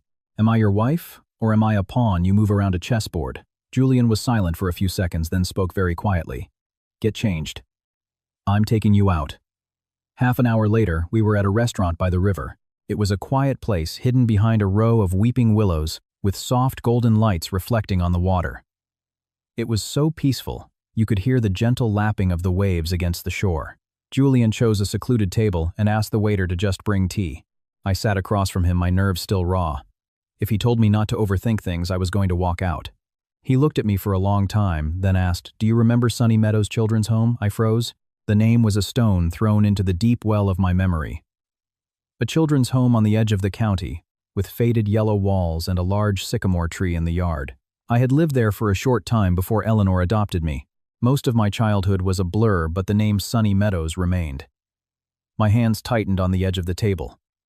"How do you know that name?" Julian didn't answer right away. He looked down at his tea, his voice deeper than usual. There was a skinny little boy there who was always getting bullied by the older kids. His name was Sam. And there was a little girl named Lily, tiny but fierce. Every time she saw him getting pushed around, she would run over and stand in front of him. One time she got shoved so hard she scraped her knee, but she still wouldn't move. I was speechless. An image flashed in my mind, a corner of an old playground, the sounds of shouting children, a skinny boy clutching a torn backpack, and me back when I was still Lily arguing with bigger kids to protect him. The memory was so old I hadn't thought of it in years, but now the pieces were slowly clicking into place. I stared at Julian, a lump in my throat. You're Sam. Before I was adopted by the Crofts, he said. The sounds of the river faded away. My mind was reeling. The cold, aloof man sitting in front of me was the same fragile little boy from all those years ago. Julian leaned back in his chair, his eyes still on me. My mother died when I was young. I was put in the home for a while. Then Richard Croft adopted me, gave me a new name, and I lived as part of the family. But you're not always truly family, I whispered. When did you recognize me? Before the wedding. And you didn't say anything. If I had told you then, you would have been scared, he said bluntly. You would have thought I was using the past to manipulate you. I bit my lip, my eyes burning. I didn't know whether to be angry or heartbroken. Everything from the beginning suddenly made a twisted kind of sense. The blanket on the wedding night, his silent protection, the prenuptial agreement, the way he always prepared for the worst-case scenario for me. Why me? I asked, my voice barely a whisper. Julian looked me straight in the eye. Because I've been looking for you for years. I was stunned again. When I found out Eleanor was sick and that you were the same Lily, I agreed to the marriage immediately. And the rumors about you, they were convenient rumors that started after my accident, he said, taking a sip of tea. I let them spread. The fewer women who wanted to marry me, the easier it was to control this situation and find you. Hearing that, I let out a choked laugh, my eyes stinging with tears. You really do take the long way around. If I didn't, he said slowly, I wouldn't have been able to keep you by my side long enough to protect you. That sentence made my heart skip a beat. I sat in silence for a long time. Outside, the river breeze was cool and smelled of the night water. The man before me was still the Julian of the present, cold, reserved, hard to read. But now, superimposed over that image, I also saw the skinny little boy who had once hidden behind me in the playground of a children's home. This marriage hadn't started with tender love. It had started with a long, silent search by a man so secretive, I had almost misunderstood him completely. On the way back from the restaurant, I sat beside Julian, my mind a tangled mess. Knowing he was Sam, knowing he had spent years looking for me, didn't magically erase the hurt I'd felt since the wedding. I was still angry that he'd hidden so much, still pained that I'd been pushed to a point where I thought he saw me as just another chess piece. But amidst the anger, something had shifted. I no longer saw him as a stranger. When we got home, I went quietly up to the bedroom. Julian remained in his study. As I was changing, my phone buzzed. It was an unknown number. Hello? A woman's quiet voice answered. Chloe. It's Alara. Can you meet me tomorrow just for a moment? I paused for a few seconds, then replied, yes. Okay. The next afternoon, I went to a small cafe in a quiet side street. Alara was already at a corner table, a nearly empty teacup in front of her. Without makeup, her beautiful face looked tired, just as it had at the party. The moment I sat down, she spoke directly. I asked you here because there are things you need to know. If I don't say them, you'll misunderstand Julian forever. I listened, not interrupting. Alara looked down, stirring her empty cup. There was never anything romantic between Julian and me. Never. I kept my expression neutral, but my heart stirred. Then the way you two looked at each other. It was gratitude, she said softly, and pity. Pity for two people trapped in the same calculating house. When Julian first came back from studying abroad, no one in that family was truly on his side. I was just someone who treated him with basic decency. That's all. Hearing her words, I felt a lump form in my throat. The jealousy that had plagued me at the party was just a distorted perception born of my own suspicion. Alara opened her purse and placed a small silver USB drive on the table. I've had this for a long time. At first it was for my own protection. Now I think you should have it. I frowned. What's on it? Text messages between Kevin and Tim about deleting the camera footage. Some internal emails about a dirty money trail in the company. And she paused, her eyes darkening an old audio recording. Kevin was drunk once and let it slip. About Julian's accident. A chill ran down my spine. Are you saying... I can't be 100% sure, Alara said, her fingers tightening around her cup. But I believe that accident was no accident. I looked at the USB drive, my hand feeling heavy. Every time I thought I had reached the bottom of the Croft family's depravity, someone pulled back another curtain to reveal an even filthier layer. Alara looked up at me, her voice urgent for the first time. "Chloe, you have to be careful. Kevin is not like Tiffany. Tiffany makes a scene because she's immature. Kevin is the type to smile while he's pushing you underwater." I asked quietly, "Why are you helping me?" A bitter smile touched her lips, her eyes full of exhaustion. "Because I've stood beside him for too long. I've only just realized that silence in the face of evil is a form of complicity." I took the USB drive and put it in my bag. As I stood up to leave, Alara added one more thing. "If you ever feel overwhelmed, just remember this. Julian has never been an outsider in your life. He's always been there. But life doesn't let you catch your breath." As soon as I got back to the penthouse, my phone blew up with notifications. One of the aunts had posted several photos to the family group chat from the party. They were photos of me and Kevin in that side room, cropped so tightly that it looked like we were standing intimately close. The caption was dripping with insinuation. "The new daughter-in-law seems to be getting a lot of attention from the older brother. Youth and beauty certainly have their advantages." My blood boiled. The photos weren't fake, but they were deliberately framed. Anyone who didn't know the context would immediately assume the worst. A woman's reputation, especially a new wife's, could be destroyed by a few pictures like that. I gripped my phone until my knuckles turned white. Julian came out of his study and knew from my face that something was wrong. He took my phone, scrolled through the messages, and his expression hardened. I knew he would try this. I laughed on the verge of tears. "You knew and you still let him, because photos can be denied," he said, looking straight at me. "But if you have the original unedited security footage from the hallway leading to that room, he has nothing to say." He opened his laptop and accessed a private server. The full video file appeared on the screen. I saw it all clearly, Kevin calling me over the way he blocked my path, and then Julian's arrival. Not a single frame was missing. There was no ambiguity, nothing like the cropped photos suggested. I sank onto the sofa, my chest tight. "So you never suspected me?" Julian turned to me, his voice low and firm. "I never did." Just those 3 words. All the resentment I'd been holding inside suddenly welled up hot and overwhelming. For the first time since entering the Croft family, I didn't feel like I had to fight alone. Someone was on my side, not with noise or promises, but with quiet, solid action. I looked at him and asked slowly, "What are you going to do now?" Julian closed his laptop. "It's not time to show all our cards. But from now on, anything they aim at you, I will collect the proof." He called me you in the intimate way again, naturally, this time no longer a slip of the tongue in anger. Hearing it, my heart felt a mix of sorrow and warmth. Just then, my phone rang again. It was the hospital. I answered, and by the time I hung up, my face was pale. My mother had been readmitted.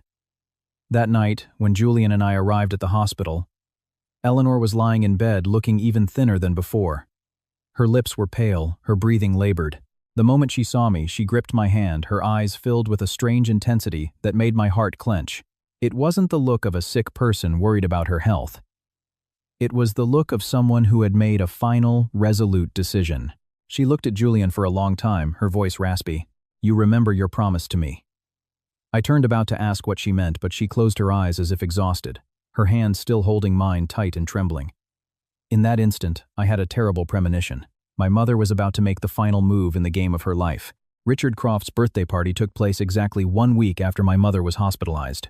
The Croft family tried to maintain a facade of harmony, as if bright lights, a lavish feast, and a chorus of congratulations could patch up all the cracks in their foundation. But I knew that beneath the glittering surface everyone was as tense as a drawn bowstring. I followed Julian into the grand ballroom, my heart heavy as a stone. I had felt uneasy all day. My mother in the hospital had just held my hand and said one thing: "When the time comes to reveal the truth, you cannot be soft-hearted, my child."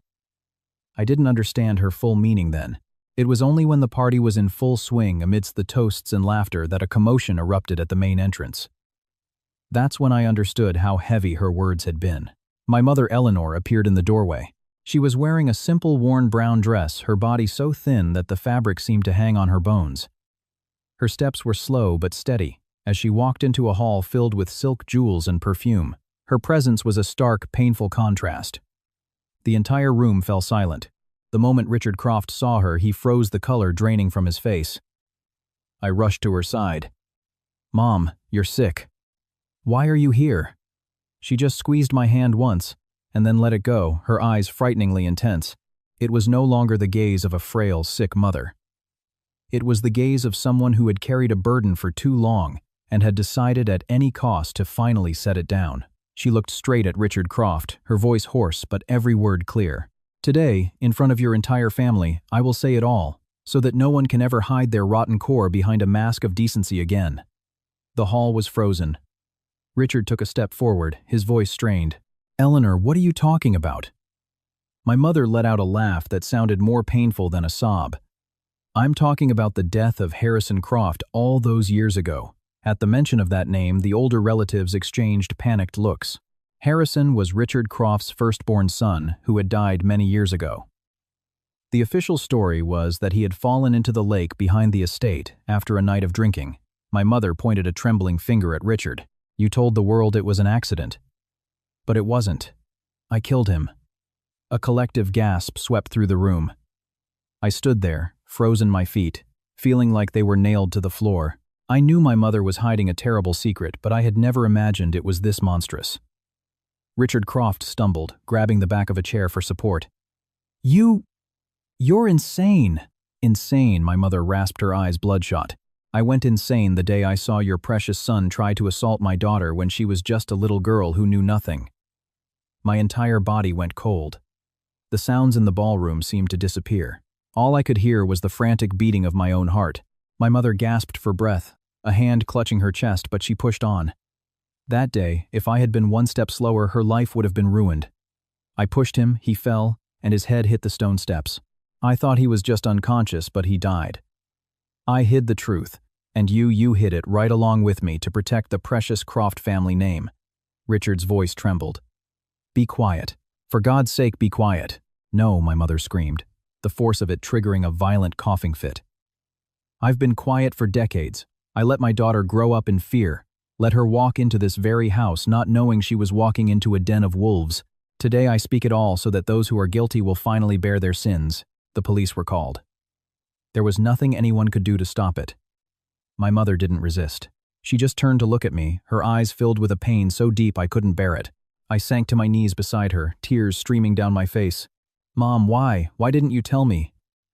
She stroked my hair, her hand trembling, her voice now a whisper. "Because I wanted you to live a normal life, even if it was just for a few years." Those were the last coherent words she spoke to me before she was taken away on a stretcher under police guard. The shock had triggered a massive decline. Her old illness came roaring back. Just 3 days later, the hospital informed me that the cancer had reached its final stage. Her heart was failing. She passed away quickly, like a candle that had long run out of wax, just waiting for that one final gust of wind to be extinguished. After the funeral, I found a letter folded in her pocket. The handwriting was shaky but clear. She hadn't married me off for money. She did it because she knew Julian was Sam, the boy from the children's home, and she knew he had been searching for me. She wrote that she had sinned, but she did not regret saving her daughter. I wept as I read it. My mother was not a perfect woman, but until her last breath, she had shielded me in the most painful way possible. The scandal destroyed Richard Croft. He didn't die immediately. He withered, shrinking into himself over a few weeks, locking himself in his study. The old case was reopened, the family was in chaos. Then one morning he passed away in his sleep. Outsiders said he went peacefully, but we knew it was the death of a man who had built his life on power, but in the end couldn't preserve the most basic decency for his own family. The reading of the will took place not long after. Kevin sat confidently as if the inheritance was his by right. But when Mr. Vinson finished reading the main clauses, the room exploded. The vast majority of the company's shares controlling interest and primary assets were left to Julian. Kevin shot to his feet. "That's impossible. I'm the eldest son," Mr. Vinson calmly opened another envelope. "As per Mr. Croft's final directive, I am to also announce the results of a DNA test. Mr. Kevin, you are not his biological son." The blood drained from Kevin's face. Before he could even process the shock, he was hit with another blow. Julian forwarded the entire dossier, the incriminating emails, the evidence of financial fraud, the unedited security footage, the cropped photos used to slander me, and the audio recording of Kevin talking about the accident to the Yemens. Authorities. I didn't need to see a trial to know his fate. The look on his face, Shifting from arrogance to pure panic was enough. The wicked are always punished. It was just a matter of time. Things finally settled on a cool autumn afternoon. Julian and I went to the cemetery to visit my mother and Richard Croft. Their graves were not far from each other, a tragic irony. A lifetime of misguided love, betrayal, and secrets, and in the end, they rested under the same sky. I asked him quietly, "Do you still hate your father?" Julian was silent for a long time. "I used to. Now I just think he was a pitiful man." I leaned my head on his shoulder. The wind whispered through the grounds, carrying the scent of fresh-cut grass. After walking through a lifetime of tragedy, what was left between us was no longer a transactional marriage, but two people who had been lost to each other as children, and against all odds, had found their way back. Julian took my hand, his voice very soft. "I don't need any more contracts. I just need you to stay." I looked at him and nodded. Some homes are built on money, power, and reputation, but they can collapse with the revelation of a single secret. Other homes begin in a storm of tears and wounds, yet somehow become the one place you want to return to. The lesson I learned through it all is that you can never judge a person by their outward appearance, and you must never ever trade your self-respect, not even in the face of the greatest adversity. Evil may have its day, but the truth, like a needle in a haystack, will eventually be found, and when judgment comes, no one can escape it.